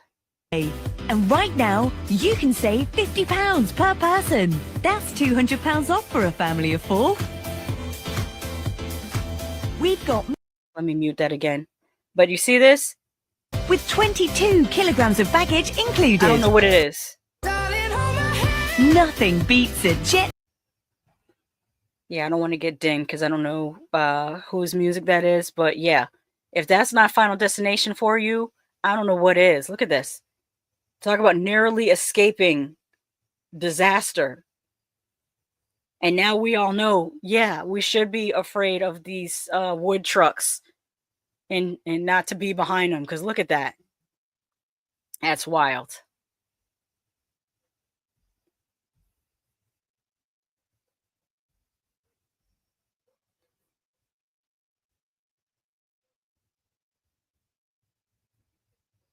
Okay.